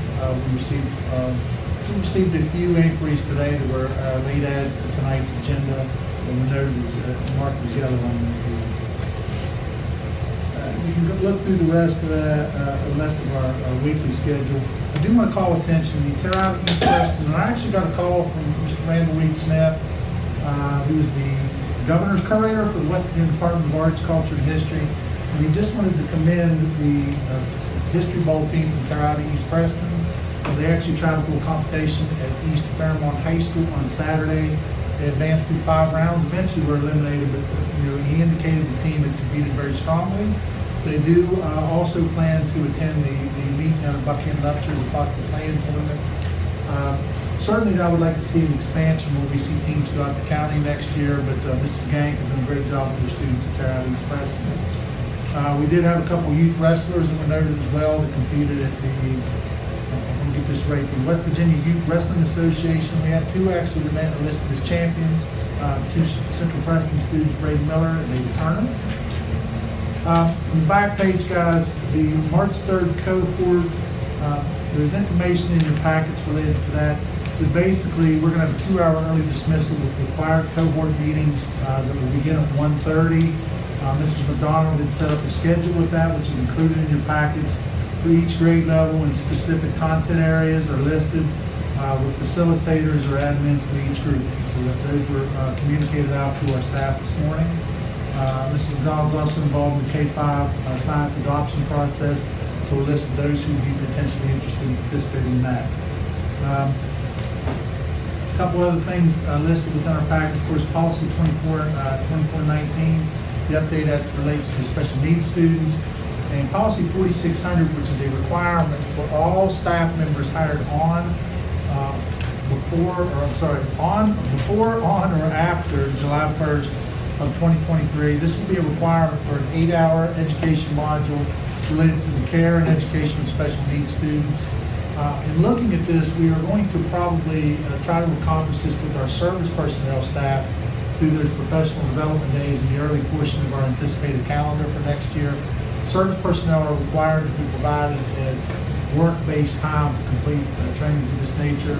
We will also try to build out some time for our professional staff. However, we are opening up access to those modules for professional staff who would choose to complete that process in advance of the next instructional year. We would also have time built in on an anticipated staggered start at the start of next year for potential completion of this required module. We are required to have all employees to have this completed on or before September 1st of next 2023. Okay, now to jump in, and the associated handouts for each of those are provided in the package. Now to jump into my stuff in terms of maintenance. The school entryway project at Preston High School, Mr. Murray informed me this morning it is currently with the school building authority, who is doing any last minute final cost engineering work. It will then be turned back over to Thrasher Engineering, and we will place that out for public bid with the anticipated start date for that project at basically at the conclusion of this year, which is going to basically just redo the entire front entryway at Preston High School, create a secured vestibule that leads straight into the office. It's going to be a big upgrade to our current scenario with PHS. Roof work here at West Preston, Sutter Roofing continues work. I will say at this point that we have not deemed it to a point of substantial completion. The payment is being held until substantial progress has been made on the sections of roof included with the hallway over there near Betty Lane's room, and I believe running up down the 3rd grade hallway or sections of the roof that are currently under work. Maintenance database on this agenda for the board's review includes active work orders, completed work orders, and individual employee metrics for the board's review. Substantial work has been completed on the demolition of bleachers at Masontown. There was one, the youth league had asked for an effort to try to retain the restroom area through tearing down the process that the restroom area could be potentially salvaged. I believe that Mr. Patterson's work was trying to maintain that. They're also looking at possibly being able to bring in that fence line to create some additional parking along the road at Masontown. There was a pretty significant septic issue at Rollsburg that occurred last week. It was early in the week. We was requiring that the system to be pumped multiple times daily. We did get that work completed on Thursday and Friday of last week. We had Rollsburg area students work remotely last Friday, and we had the staff report to Fellows and or the board office complete work during the course of the day. Mr. Murray had one vendor review and assess the boiler system at South Preston. Mr. Tatum, as per our last meeting, actively trying to see a potential one quote off the bat, just to see an anticipated cost. We're also going to assess those costs versus a school building of comparable size to assess, how quickly we could recoup our monies with the conversion of that boiler unit from electric to gas heat, propane in that instance. The Game Changers organization has a video app called One Pill to Kill that is to be used with all 6th through 12th grade students. We are going to actually have, that will be required viewing for all 6th and 12th grade students the week of March 20th. There's accompanying drug prevention materials for parents in the form letter. Mr. Kisner, that was one thing you discussed at our last meeting. If you look in your packets, that's an example of a letter, for example, that will be used for Preston High School students. We have a letter that was actually assigned for each school with my signature and building principal each. It has the link to the video at the very bottom of the page, and directing parents and certainly encourage them to watch that video in conjunction with the kids, but we will be watching it at the school as well. And that will be the lead page on the curriculum packet the board was provided at our last meeting. I know Colin, you had indicated a desire to get that digitally up as well. We'll have that added to our website as well under the Safe Schools section on our website. The Department of Ed is running 2 major professional development conferences this summer. We have 9 of our 10 schools who will be participating in the literacy and numeracy conferences. All of our schools will be participating at the Morgantown sessions, which will take place in mid-July. West Preston, of course, will have a team there as well. West Preston, based upon their status as a CSI, I always get that acronym wrong, will be required to have a team attend actually Monday through Friday for those sessions. District's also spending approximately 30 educators to the Model Schools Conference in Orlando in late June. We did have a meeting with members of our curriculum and special ed teams with Cardinal Pediatrics, Representative Susie Bryan and Patty Malone back in mid-February to discuss methods to improve reading outcomes for our students. I provided you all with a link to that session today via your K-12 emails. An active link is listed in your packets as well. I'll give you a little bit shorter link there so if you actually have to type that in. Preston High and our county team are interested in establishing a relationship with Pierpont Community and Technical College to allow students to earn credit towards and actually earn an associate's degree in liberal arts, health track, or American Sign Language. We have actually scheduled a representative from Fairmont State to be at our next board meeting to discuss kind of the potential sample schedules, for example, for students and how those can be achieved are also included within your packets. It's that color copy at the back of your packets. District is actively working on summer school plans. As we told you, we have initial plans called for 4 K-8 sites and a credit recovery site to be offered at Preston High School. Program we're looking at likely to be 5 days a week for half-day sessions with transportation services being offered to regional locations. Calendar committee actually met on the 20th. We do have a proposed calendar. However, in speaking with the committee, we are going to hold off and not put that on. We will put that on the next board agenda on March 13th for the board's first review of the calendar. We are required to have 2 public hearing sessions on the calendar. I did want to wait before putting that on to wait to see if there were any additional potential legislation that might impact ramifications to the calendar, but that will be on an upcoming agenda. We approved the calendar last year in mid-April, so we're right on track for where we need to be. We could potentially approve that at the March 27th meeting if that's agreeable and based upon the feedback we received from the company. Mrs. Varner, myself, and Mrs. McDonald actually last week did an initial review of iReading data in consultation with representatives from Curriculum Associates. Mrs. McDonald, would be safe to say we're going to have aspects of that program will be intertwined in your presentation to the board on the 13th. Okay, so there'll be more to share on that front. Mrs. Varner, I would turn it over to you. Do you have anything that you want to add in regards to personnel actions? Not personnel.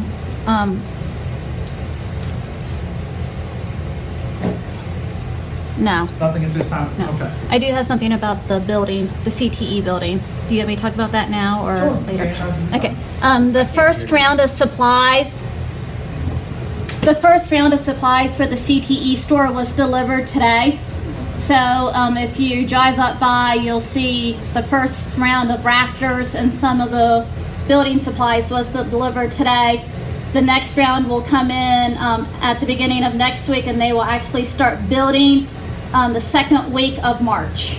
So it will be finished by the third week of March. This will be up. So That's going to be a storefront that will allow multiple CTE programs to actually operate that storefront and be able to provide product and so forth, not only to the school community, but the general public. So really excited about that. Our next board meeting is actually scheduled for Monday, March 13th. That will actually be at the Board of Education offices. The issue we were having with our microphone system has been corrected. I think I had someone from our technology staff was going down to Bridgeport to pick that up today. We're also going to be picking up a large number of donated camera equipment, security cameras that will be donated by Fayette County Schools for potential use in some of our buildings as well. So we're excited about that. One thing I do want to note is a change in meeting location. Mrs. Plum, this will be for your benefit as well. The LSIC meeting that was missed by South Preston back in January will be rescheduled for the Monday, March 27th meeting. The anticipated start time on that will be 6 p.m. unless being any associated hearings. That's all I have at this time, board members, if you have any questions.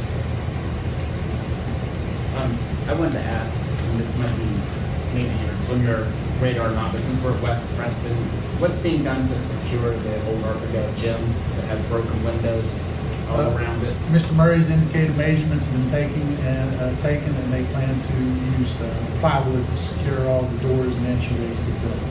Okay. And then the front, there's some old furniture in the front. That can be hauled away. I'll talk to Matthew, and I can maybe send you guys an update as to the timelines. I mean, we'll work to get that resolved very quickly. I know Mr. Nicholson, one of the maintenance guys, for sure was measuring the other day. Was he actually called to tell me he was measuring? Yeah. I mean, that's a real eyesore. Is the furniture stuff that we moved out or something that somebody dumped on us? It looks like school stuff. Okay. But one of the things, it looks like there's a kid, and Mr. Nicholson was actually going to check with the high school to have, Mr. Lilly to come look to see if there was any chance that it was still blue. Because that's what he and I both thought it was. And so I'm not sure, my artistic skill is not very good. So I think that's what it is. But anyhow, that's what he was going to look at. Mr. Tate, I'll follow up with Mr. Murray and try to provide you guys with a more definitive timeline for completion. Thank you. Anything else? I have a question. Yes, sir. So there's going to be an LSIC presentation for South Preston, right? Will that be at South Preston or will that be at the board? That will be at South Preston College. We had, back in January, they had a scheduled meeting. I believe that was the day we were out of school. Okay. So we actually conducted the board meeting at the board office, and hence the South had been closed that night. So this is just a matter of trying to get that meeting rescheduled so that we can hear their LSIC. Okay. Well. Yeah. Anything else from Superintendent? Thank you, Mr. Hart. Next on the agenda is the Board of Education Students Report. I know, Ms. Gould, I have one for you. So I'll start with you, and then I'll come back to you, Mr. Zabby, if you do or not. Do you have one too? Yes, I do, but it wasn't submitted, but Okay, so Ms. Gould, go you first. All right, so there's multiple events coming up in the high school going on right now that I thought I'd just let everybody know about in case you haven't heard about them. So this week we have extended links for underclassmen, so 9th through 11th grade, to be planning their schedules for next year and getting those ready. And I can attest that, I know at the last meeting it had been brought up that, our kids being made aware of like the alternate options for, gym credits or CTE, they definitely were. We had announcements, everything like that, papers. So I think that they did a good job on getting that information out.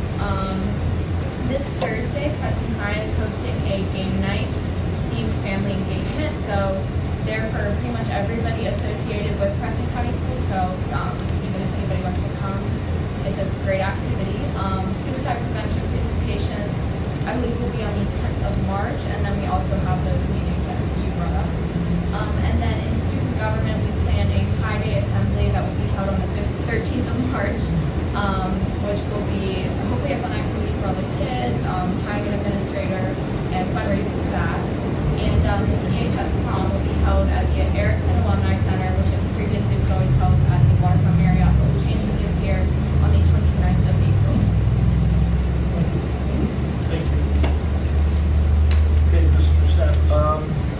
Okay, so I have this written report. It's not long. I don't think it's long. So I wanted to start off by saying that recently Preston High School hosted a regional wrestling tournament. I'd like to report that PHS for hosting this tournament was good. I was there, and I think it helped students from PHS attend the tournament. And I think it was another school PHS students probably wouldn't have came as much as they did when it was at PHS. I think it was very good for, I guess, the economy for Preston High School. I mean, they were selling stuff for the concessions and whatnot. I think it's good for I think it was good for the ultimate culture of the school to have a tournament hosted at Preston High School and whatnot. And I hope that stuff like that continues to happen at our school so we can have a better culture at our school and have more, like I said in a meeting many months back, to have more school pride. Like I said. We actually qualified 6 of our wrestlers to the state wrestling league, so it's a great accomplishment as well. Yes. And as my term as student representative continues, I've been very transparent with my fellow students.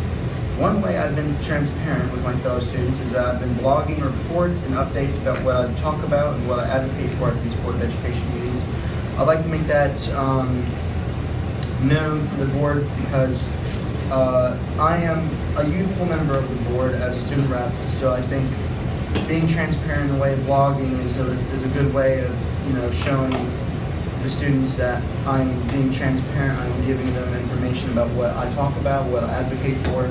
So it's not just me being here and doing what I do, and they have no clue what goes on. With the blog that I do, they know at least a little bit of what's going on from my perspective. That's what I have. Thank you. And just so you know, the regionals is done by the state, so it may be a while before we get it again. So it just rotates when it comes to the wrestling, so that you know that. Any questions for our student board representative? I have questions. For both of you, do the students at the high school know that vape detectors have been installed in the bathrooms, and is there talk about that? Yes, I would say the students are completely aware. You can see them, and you'll also notice that teachers are leaving classrooms because they get the notifications, and sometimes it does take several minutes while they have to go deal with those students in the bathroom. So I would say everybody's aware. Installed. And to add on to that, this is I'm just reporting what I know. A lot of students who vape are disapproving of vape detectors, as you probably would guess. So it's not, it's popular with people that don't vape and people who like to have, I guess, vape control, whatever you can call it, but with people who vape and people who are students who want to, I guess, go into the crowd or whatever, it's unpopular, but with people who are in charge, it's popular. Good. That's a very professional. Just so you know. Any other questions for our student? Again, I want to thank both of you. It is very important you being here, and I know it started in the past with Ms. Feathers, making sure we got back this year and happened. So I appreciate it. Moving on. Next on the agenda is service personnel. At this time, I entertain a motion for the board to approve the service personnel agenda. So moved. Second. Moved by Mr. Kisner, second by Ms. Feathers. Any discussion? I'd like to make a motion to go to executive session. Second. Okay, a motion has been made to go into executive session by Mr. Zigre, seconded by Mr. Payton. Any questions? Hearing none, this ought to be a verbal vote. Mr. Payton? Yes. Yes. Yes. Yes. Yes. 7:36. My room is full. Make that motion. Second. Moved by Mr. Zigre, second by Ms. Phelps. Any discussion? Okay. Mr. Ziegler, second by Ms. Feathers. Yes, sir.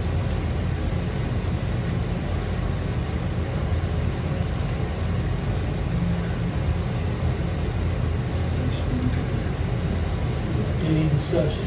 Hearing none, call for the vote. We need to be a voice vote. Mr. Kisner? Yes. Yes. Yes. Yes. Yes. 7:06. Okay, it has been properly moved and second to the board to approve the service personnel agenda. Before we go there, executive session occurred for legal definitions of service personnel. Okay. It's been moved and second. Any discussion? Hearing none, call for the vote.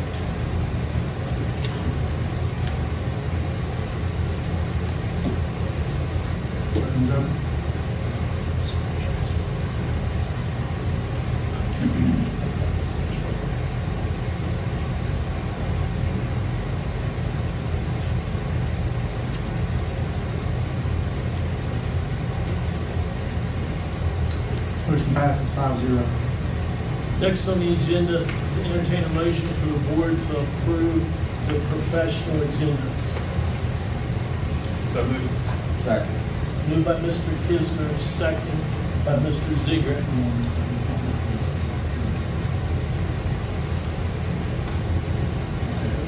Mr. Ziegler, second by Mr. Kisner.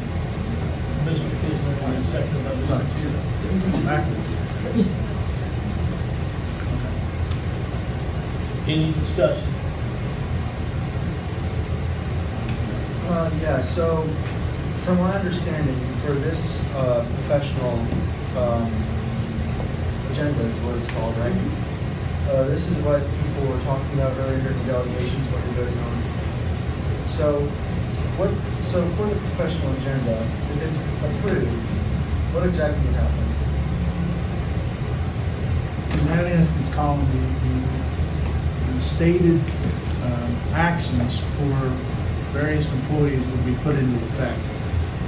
For example, if an employee is placed on what's called a RIF status, it's referred to as reduction of force.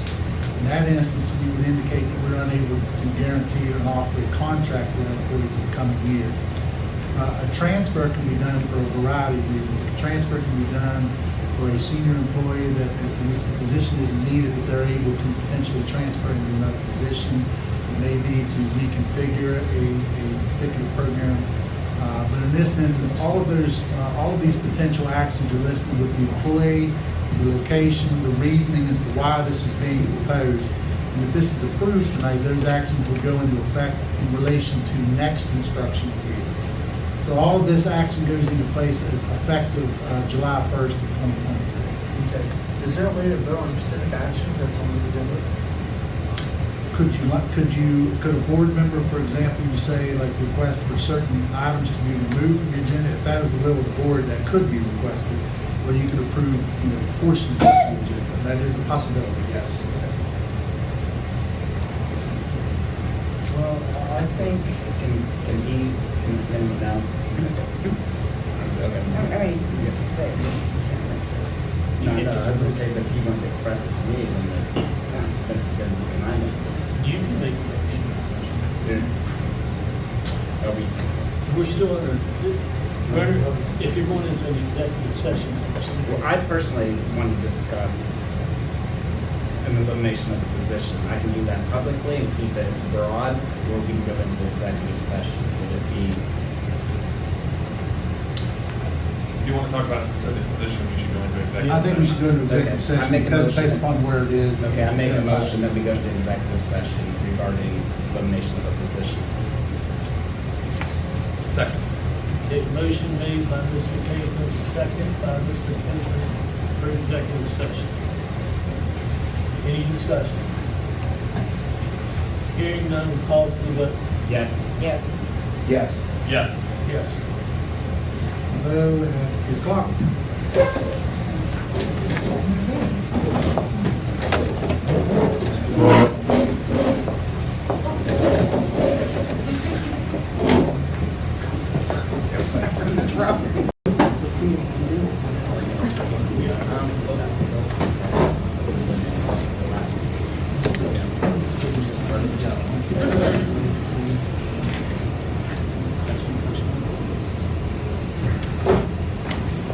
Okay, at this time, entertain a motion to come back into general session. So moved. Second. Moved by Mr. Tatum, second by Ms. Feathers. We are go back, and it's been properly moved and second for for the board to approve the professional agenda discussion. I have a question for Mr. Martin or Ms. Varner. Can someone explain to me what class sizes are currently throughout other schools in the county in that middle school? Oh, wait a minute. We didn't vote, Wait a minute, I'm we sorry. didn't vote for session, that's what. I'm sorry, I messed up. It's all right. This will be a voice vote. Correct. Okay. Yes. Yes. Yes. Yes. Yes. 8:27. Thank you for correcting that. Okay, Window discussion. now we're open for discussion. Okay, can someone explain to me what class sizes are currently in middle schools in 5th, 6th, whatever, outside of West Preston? How many kids are in a class? Okay. Different counties, well, different schools throughout the county. We have some of our middle schools that have 25. I do have some of the classes that are up to 27. Some of them do have 28. So it just depends on which schools that we're at as to what the counts are. Depending on the rotation of the classes, some of them have smaller numbers, like 24, and then when they rotate, they go up to 28. So it just depends on which classes that they're in. So Terrata, for example, they do have a class of 27 right now in one of their classes. Brewston has larger class sizes in some of their grade levels. So Or that middle school thing? Yes. Grade level? yes. So essentially, I guess where I sit, I feel like this is a sticker shock that's being seen here because of what they've been used to. But I believe what you're saying, Ms. Varner, is that this is something that has been, I mean, in general, our other classes and our other schools, to change this in one school, we could potentially need to be putting those positions in all the schools if we were trying to be equitable in some manner to the students to keep those classes that size. Yes. That would be it. Any other questions or discussion? I think I have a question. Is there any updates about what is, if anything is being removed from the professional agenda? Could you repeat that, please, so we can hear you? Yes, my question was if there's anything being removed from the professional agenda. That would have to be a motion. If we're not, if somebody makes that after the discussion, that could be a possibility, that's out of it. None of that has. And if I understand correctly, Mr. Varner, Ms. Varner, and Mr. Martin, this is, again, these are strictly budgetary concerns being made based on state formula for what we're getting money to use. Yes. Like, everything that is in this packet is strictly because of the state formula, because the number of students that we're getting determines how much money they're giving us for salaries, for teachers. It's all based off. We look at enrollment numbers to make determinations on the professional and service-based staff. Then we prioritize any of those prospective cuts. We prioritize those as to potential add-backs via the levy. For class two, again, the levy is very much designed for class size reduction. So those positions that we're cutting that would bring those numbers up, we would certainly assess those and prioritize those where potentially cut positions back. Any other questions? So I guess my last comment to the rest of the board, I feel like this is going to get even harder as we're moving forward because we've got a levy coming up, right? And I foresee that we're going to have to make decisions about that because we're going to have to know before that April 1st deadline when we won't know whether or not we have a levy that's passed before the next one, for the next round of this. Right? Any levy-based job that's funded via the levy next year will be ripped. I mean, we're not going to That's have not a a choice. question. We won't have a problem It will spending be money. left. It's not a renege on levy money. It is a, we don't know if we will have levy money because of the new laws and the way that we're going to have to run this next levy. We would have to make that decision as it relates to levy positions for the 24-25 school year. So when we're in the personnel season next year, any levy funded positions would have to be ripped because we do not have a certainty if that is a funding source. But the levy funded positions, if there's somebody less senior, they still have a chance to do it. That doesn't change, right? they would still, depending upon their level of seniority, that would make a determination, but we would have to cut those positions because, again, we do that every year. We used to have to do that with Title I positions, for example, because you didn't know the level that you were going to be funded at. We would make those, if the funding came in, then those positions would be reinstated if it occurred before August 1st. Any other discussion, questions? Okay. Hearing none, call for the vote. Voting is open.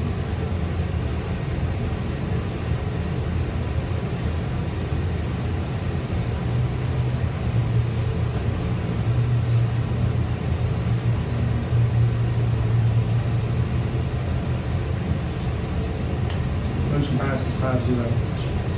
Before we move on the other, Mr. Martin, I would ask you, if at all possible, as things shake out, if that is a position that could be added back, definitely look at it. And I think what we'll try to do, Mrs. Varner, through the processes at our board meetings, we'll try to update as to our status in terms of potentially prioritized positions. We do have to wait for some period of time, though, to look at any potentially unanticipated positions. You know, one that's mentioned is often we'll see kindergarten numbers that will jump up. We don't get the kids that pre-enroll, and then we might have to add a position in. So that's part of Mrs. Varner's reluctance to want to add it back immediately. Although we'll try to do so in a timeline where we're not scrambling and end up with long-term sub situations, which is something that Mrs. Schubert had referenced during the course of her presentation. Thank you. Okay, moving on. There's nothing on the chaperone list, nothing on the out-of-state field trip. Next is professional meeting.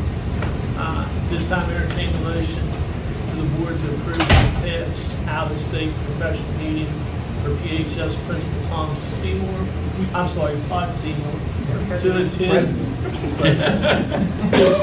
to attend the National Association of Secondary School Principals. The conference is in Denver, Colorado, from July 12th through 15th, 2020. I'll make that motion. Second. Moved by Mr. Zugray, seconded by Mr. Kisner. Any discussion? Hearing none, call for the vote. Voting is open.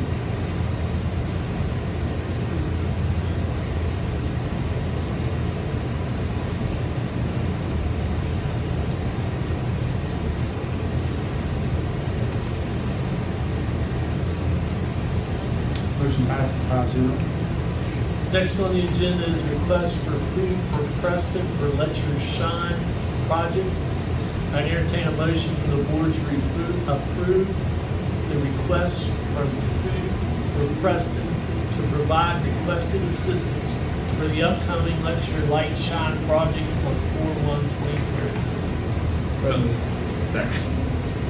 Moved by Mr. Tatum, second by Mr. Kisner. Is there any discussion? I can't tell from the thing. Are they going to actually be serving meals at the schools, or is it just a pickup distribution center? Dispersal process. I actually spoke with Mrs. Laney prior to tonight's meeting. From my understanding, it's a dispersal process. We would have potentially some community and school staff that may be assisting with that process as well. Any other questions or comments? Hearing none, call for the vote. Voting is open.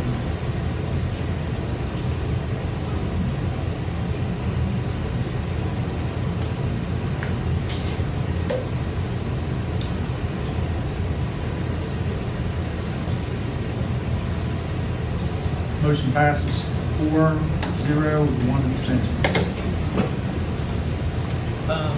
Next on the agenda, entertain a motion for the board to recommend the memorandum of understanding between Preston County Schools and Milan Pushkar Health Right.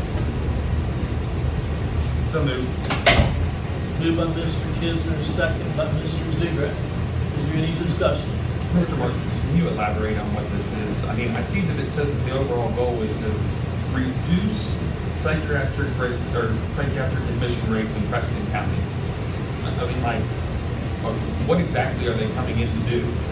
They're not necessarily coming in, they're just indicating that they will work as a collaborative healthcare provider to, for example, assess, at their students. In this instance, they could also participate in meetings that serve as, potential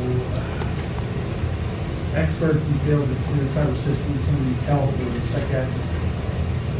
So this is not going to be an effort to keep a student in the school that needs psychiatric help. This is to... My understanding is to be utilized as a resource. Thank you. Any other questions or comments? Hearing none, call for the vote.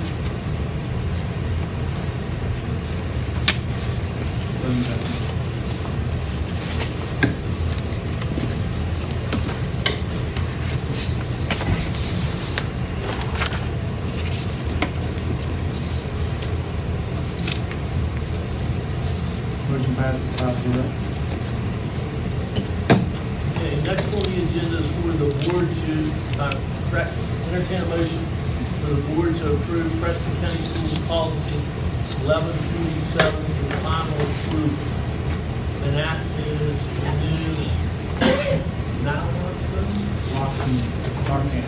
Larkin policy. So moved. Second. Moved by Mr. Kisner, seconded by Mrs. Huff. Any discussion or questions? Just one quick comment for those who aren't there. This is what the state recommended us to adopt, so that you know that. Any other questions or comments? Call for the vote. Voting's open.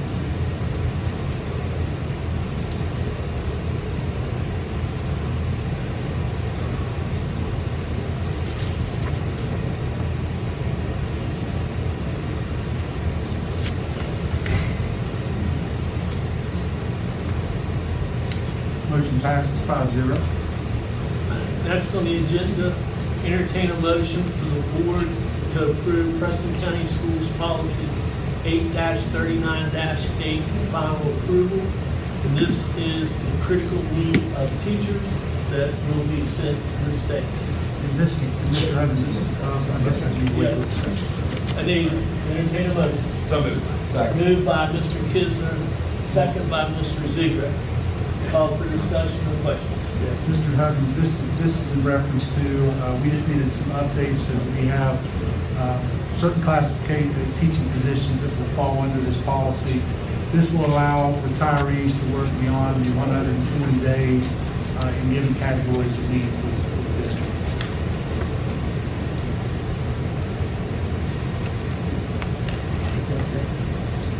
Call for the vote. Anything else? Okay, so we'll call for the vote. Voting's open.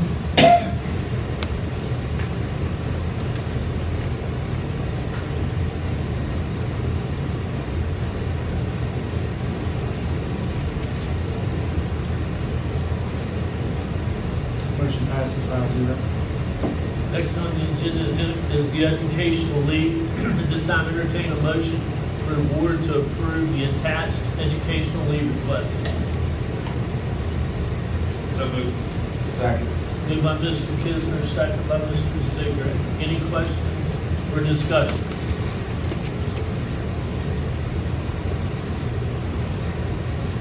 Hearing none, call for the vote. Voting's open.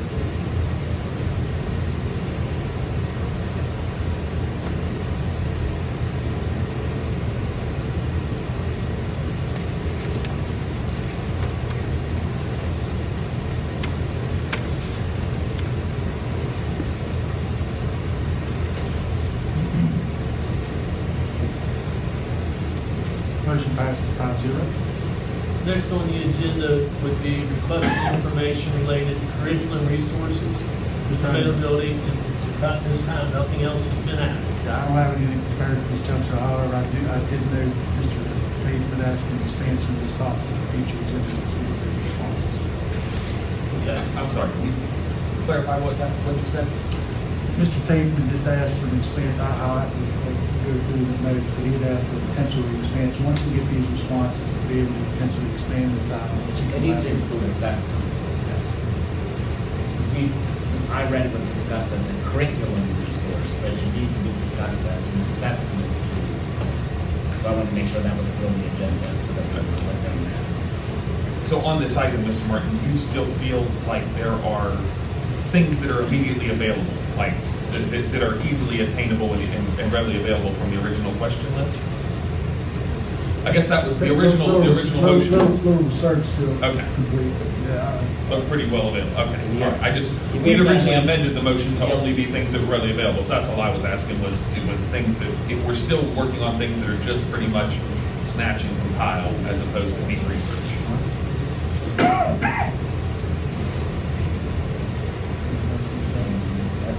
I think we started that answer on question number one, which Correct. classes don't have instructional resources, which I'm hoping that the students have been updated. Thank you. Okay. Moving on, then next is clearly discussion related to the February 23 State Board Association Conference. I will start out briefly, and then we'll turn to Mr. Tate, because he also is the one that really asked me to be on. At our state conference for school boards, the bulk of our training is dealing with improving reading. And because of that, Mr. Tatham asked this to be put on the agenda. So with that, I'll turn to Mr. Tatham. Okay, thank you. I would like for us as a board and a school system to set a goal for literacy rates, and literacy being reading but also writing. And I've drafted a sample motion, so this is not something that I'm putting out there for this meeting. This would be something that I would like for us to discuss a tiny bit today and then maybe come back to in April when we have more time. So what I've come up with thus far, and I've sent it a copy to Mr. Martin, Preston County Schools will achieve a 93% literacy rate in 5 years.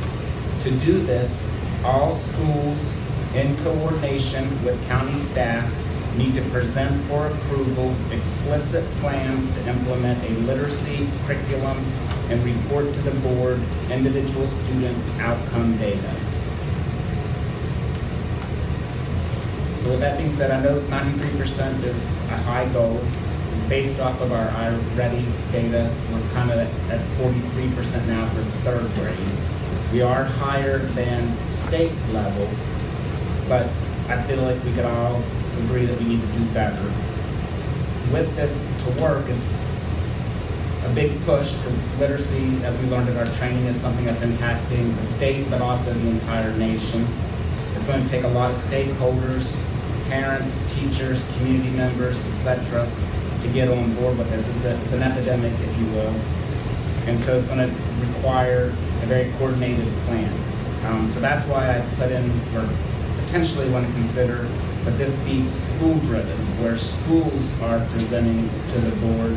And this would be in line with statute through school curriculum teams. And I'd like that to be, if the board decides, that it be coordinated with county staff, with our curriculum director, so that we have unity and economy of scale with that coordination. And then furthermore, if the board would decide, I would like for us as board members to be tracking individual students that are not meeting that level, because if the legislation currently being proposed in our state, if students don't hit literacy rates, they could potentially be held back.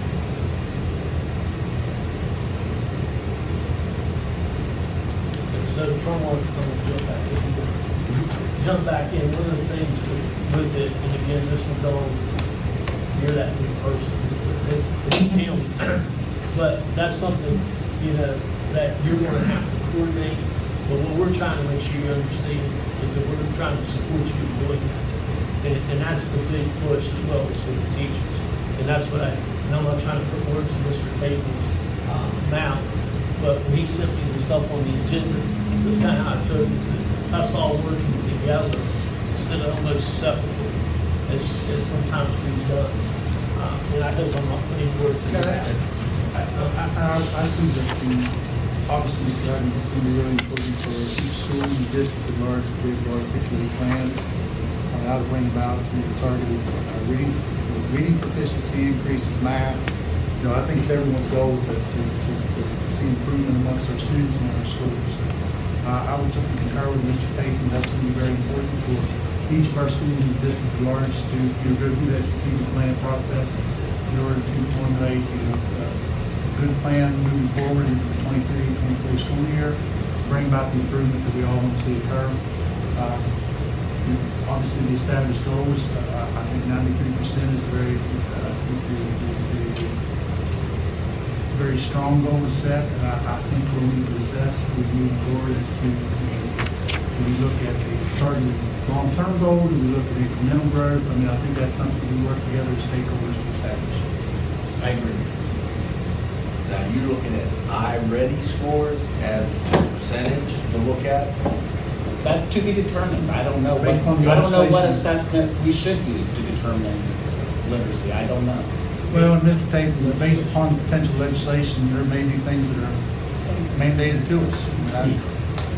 If you're going to have the state potentially making a unilateral decision that, if a child doesn't meet certain benchmarks by a certain grade level, I would think the state needs to determine what those benchmarks are, in terms of particular implements to be used. So that is yet to be seen. But, I just feel like this is a way that for us to get out ahead of it would be one thing, but I feel like also that it's setting a high standard for ourselves, but it's something that's achievable. Most developed countries have a literacy rate in the 90th percentile in some area. And so I feel like we could do this, but it's not going to be easy. It's not right. I will just say to Mr. Horton, I know that the state's going to legislate some of this. I'd rather us lead. I'd rather Preston County be. I mean, I think our goal should be to head up. And I think if there's one thing we can do, our kids can read. Now, I would be interested in Ms. McDonald's input as to whether or not she thinks like the goal of let's double our current proficiency over this many years, or what really you think may be attainable in a 5-year period. I think as far as the discussion goes, I think 93%. The last thing you want to do is set a goal that is not likely, because then everybody is okay when you don't meet it. And I think 93% in 5 years is unlikely. And that'll be for discussion. I mean, this isn't, nothing's voted on. Mr. Tatum just wanted to bring out, and Ms. McDonald, that's something, we're not putting you on the spot tonight by any stretch. But that's something that you and the county office will work, and with the staffs of the school, and then us as a board. The biggest thing we want you to know is we're trying to support you. And in order for that all to work, we have to work together, not so. And I think that's what I took a lot from, in the goal part, the actual number, that can be driven as we discussed. Okay? Yeah, go ahead, Mr. McDonald. I was just going to say, I think that definitely we should be looking at a yearly incremental goal in addition to a long-term goal, because we find it very motivating when we're looking at something that's close enough that if we run, we can grab it for sure. And I think we can look at, and we have data consultants that can help us determine what that could be too. Something that's realistic based on similar, pushes, but also like the stretch part of that curve. Because one of the things in the data shows that if students get their stretch growth twice in a row, they are significantly more likely to catch up those kids that are already in the grade levels below. So there are smaller targets like that we can shoot for, in addition to just everybody being on reading levels. So you can kind of make smaller goals that are going to be impactful as well. I agree with you. This would require about 10% a year, roughly. And that's a general, everyone lumped in and averaged out, where I think Ms. Barno was saying that West Preston's stretch growth was 7 or 8%, if I remember correctly. Yeah. So what I'm getting at is we could be there. It's just going to take a little bit more focused effort. Yeah, and I do think we need to look at the assessment tool, because we might decide we don't want that giant benchmark to be the end-all be-all. We might find an assessment that looks very specifically at the skills we're looking for to determine proficiency in reading and writing. You know what I mean? Because that measures a bunch of different domains as opposed to just being proficient readers. So we definitely need to look and see which pieces we want to measure. And we want something that we can get. The benchmarks are good, but they're benchmarks, they because of the length, they can't happen very often. So we want to make sure we can get something bite-sized so that we can check up on kids without it taking a ton of time more often. Can we put this on the agenda then for an April meeting? Well, actually, I can put this as a long board, so we'll talk next meeting. I think with this being such a point of emphasis, not only local but at the state level, I think it certainly can be an ongoing matter. Thank you. Okay, moving on. Next on the agenda, I believe, is informational on the alternative education program, but do you have comments on it? Sure. Mr. Huggins, in relation to the potential for an alternative learning center, I know that was referenced multiple times in the course of Vice Preston's meeting tonight. The need for the district to be able to offer a program where students that are experiencing significant behavioral issues that are disruptive to the educational process, that we have some potential alternatives for placement, at least in the short term. Sometimes that's potentially long term, but it's always going to be the objective for a student that goes into an environment of that nature, that we can potentially work to curb that behavior with the idea that we want to be able to return them to their home school if at all possible. At this time, we're simply looking at potential locations in the coming year as a possibility. One location is Kingwood Elementary, and Mrs. Varner and I actually met with their staff. They had a number of questions which were included for your all's review. Those were questions that have been provided to us in advance. We tried to answer those questions, elaborate, and then give them an opportunity to ask additional questions. I would say, Mrs. Varner, we're there approximately an hour, fielding various questions. We are also looking at other potential alternative locations. We're looking at Roseburg. We would potentially look at Central Preston or Preston High School. We would have similar dialogues with those schools, and any schools would be in consideration for a program of this nature. I am scheduled to actually speak to the Roseburg Faculty Senate tomorrow afternoon. So we feel it's really important, guys. You know, this has been expressed not only here at West Preston, but I think many of our schools have indicated the need for this. I think this is a long time coming. We're certainly, you know, again, are we going to have, is it going to be as robust of a program as we'd like to see? No, but we've got to start from somewhere right now. So we're looking at, you know, probably upper elementary and middle school where there's potential options for placement as needed. It could be in some instances special needs students or regular ed students. That has to be determined as well. Just wanted to quickly update. We'll obviously, any final decision would be something that will be placed for the board to review and potentially approve as well.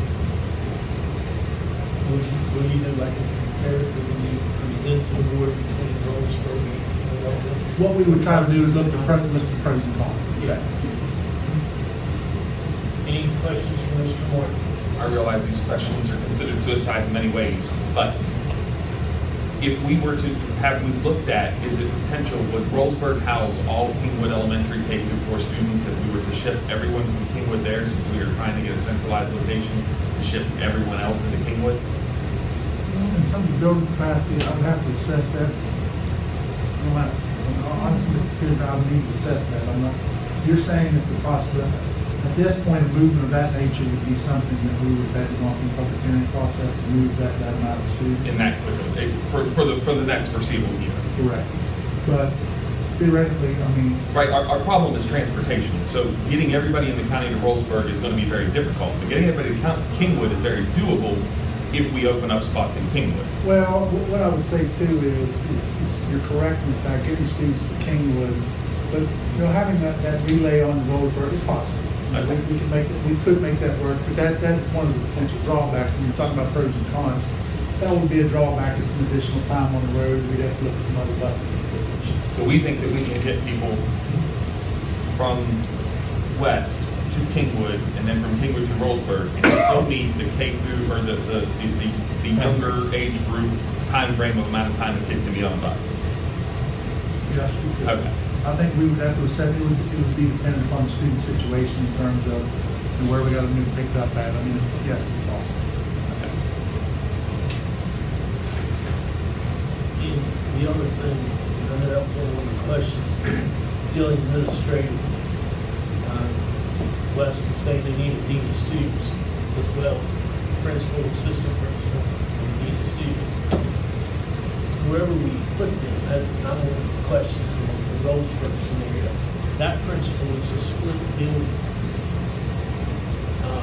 So would there be some, just saying that was what you come back as a recommendation, would we have somebody that was there? Because we have two here, and I'm not trying to get away with what you're asking or saying, but I look at putting kids down there and you have a principal that's in two different schools. That would be a There potential, one. yeah, that would be a potential drawback in terms of the chaplain principal position. You know, I would say that too, in other districts incorporate programs of this nature, they incorporate this under the ambit, for example, special ed director, you know, has some involvement as well. So I think you would have to look at too is, you know, we have, as a resource, when you have students consolidated in one location, some of the resources we can provide from county office special ed, for example, would be more easily be able to avail to a school of this nature because they're not going here and going here, going there, going there. But that would be a potential drawback is the current administrative configuration at Goldsburg. You know, as we saw tonight, that was on the agenda. We could look at how you would potentially restructure that. That would be something we'd have to decide if Goldsburg was a prospective location we'd be looking at next year. I got just something. Any other comments from Mr. Mark or questions?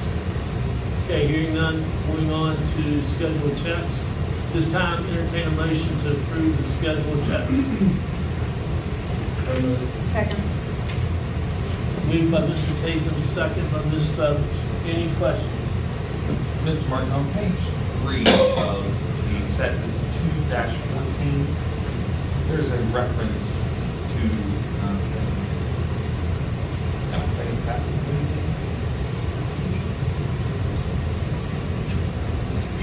It's probably correct. Okay, let's say, so M. Barry. Okay. Is there a reason why the reference to a staff member that's no longer with us would be in these? Like, does that mean that was purchased by them previously, or? Yeah, it was the statement didn't land until January 1st, as opposed to December 31st, so it was for P card from December. I wasn't familiar with the specifics, so that's what it was. Yeah. Thank you. I had to figure Thank that out. Thank you. That's why it's good when you're here like that. Any other questions? Hearing none, call for the vote. Burton's over.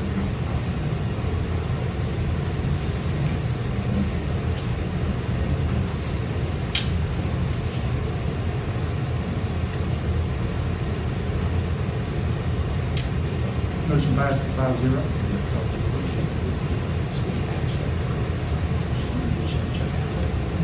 Okay, next, entertain a motion to approve the second bunch of scheduled checks. Which evidently is just add-on checks, correct?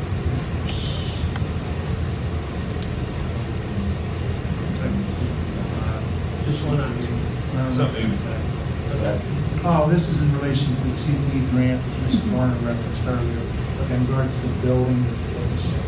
Okay, so it's moved by Mr. Kidner, second by Mr. Zugray.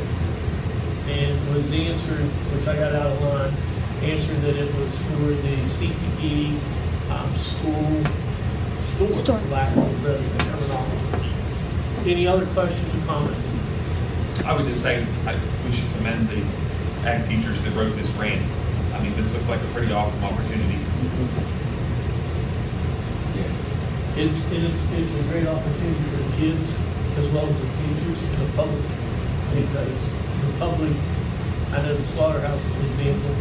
I came from Rome in West Virginia, and people come up to the Rugby Festival to buy sausage at Preston High School. I mean, it's amazing, so. I'm pretty excited about it. Me too. Any other questions or comments? Hearing none, call for the vote. Burton's over.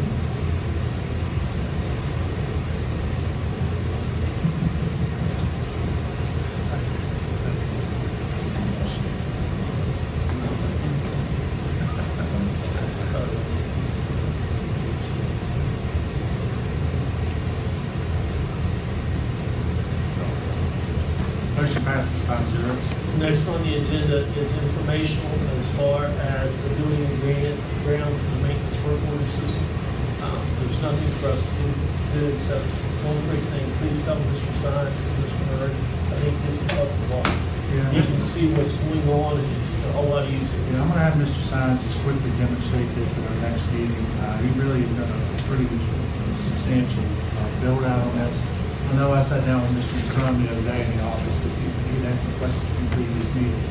But no, I think from the reporting standpoint, it's very helpful. So certainly we commend Paul and his efforts. So I just wanted to throw that out. Okay, go ahead. Mr. Martin, have we had a chance to look into that, the thing at Brewston I mentioned last meeting where it says that a delivery truck backed into it and just like, should have that not been an insurance instance as opposed to something for our maintenance people? And again, I realize there's no hurry, I just was. I can check and see if I can get Okay, anything for the next agenda? The next agenda will be March 12th? 13th. Sorry. March 13th at 10 a.m. at the board office.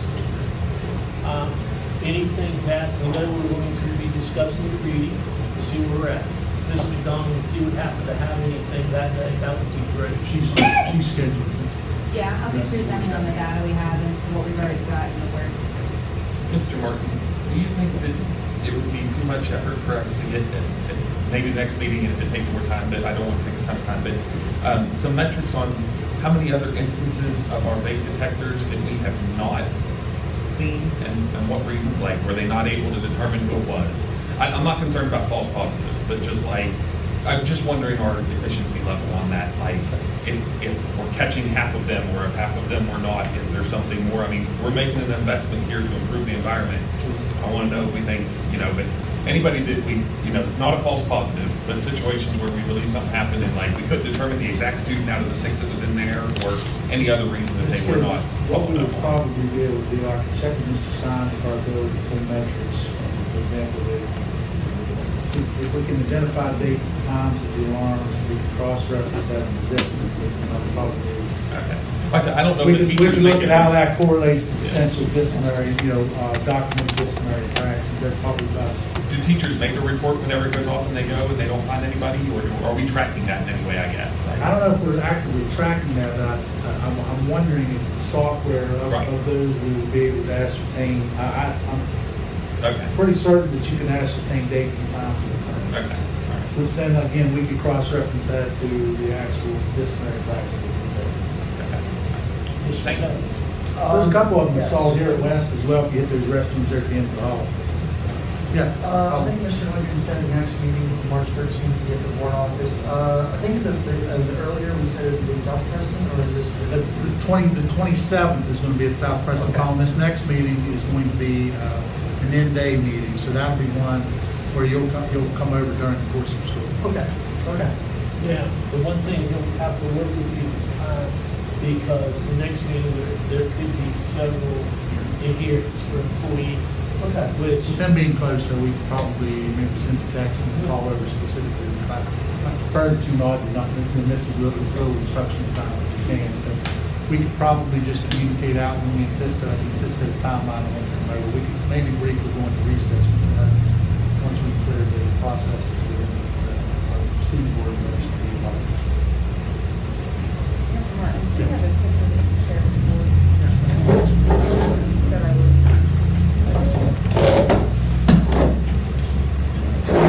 It's okay, give me a picture to share before.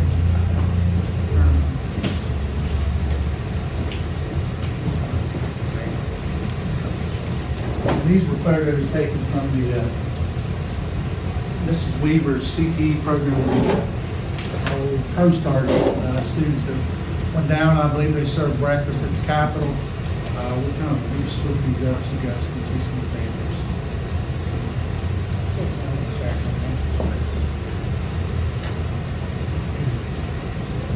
Ms. Verne, I believe they're scheduled to go down. They're to go down on this Friday.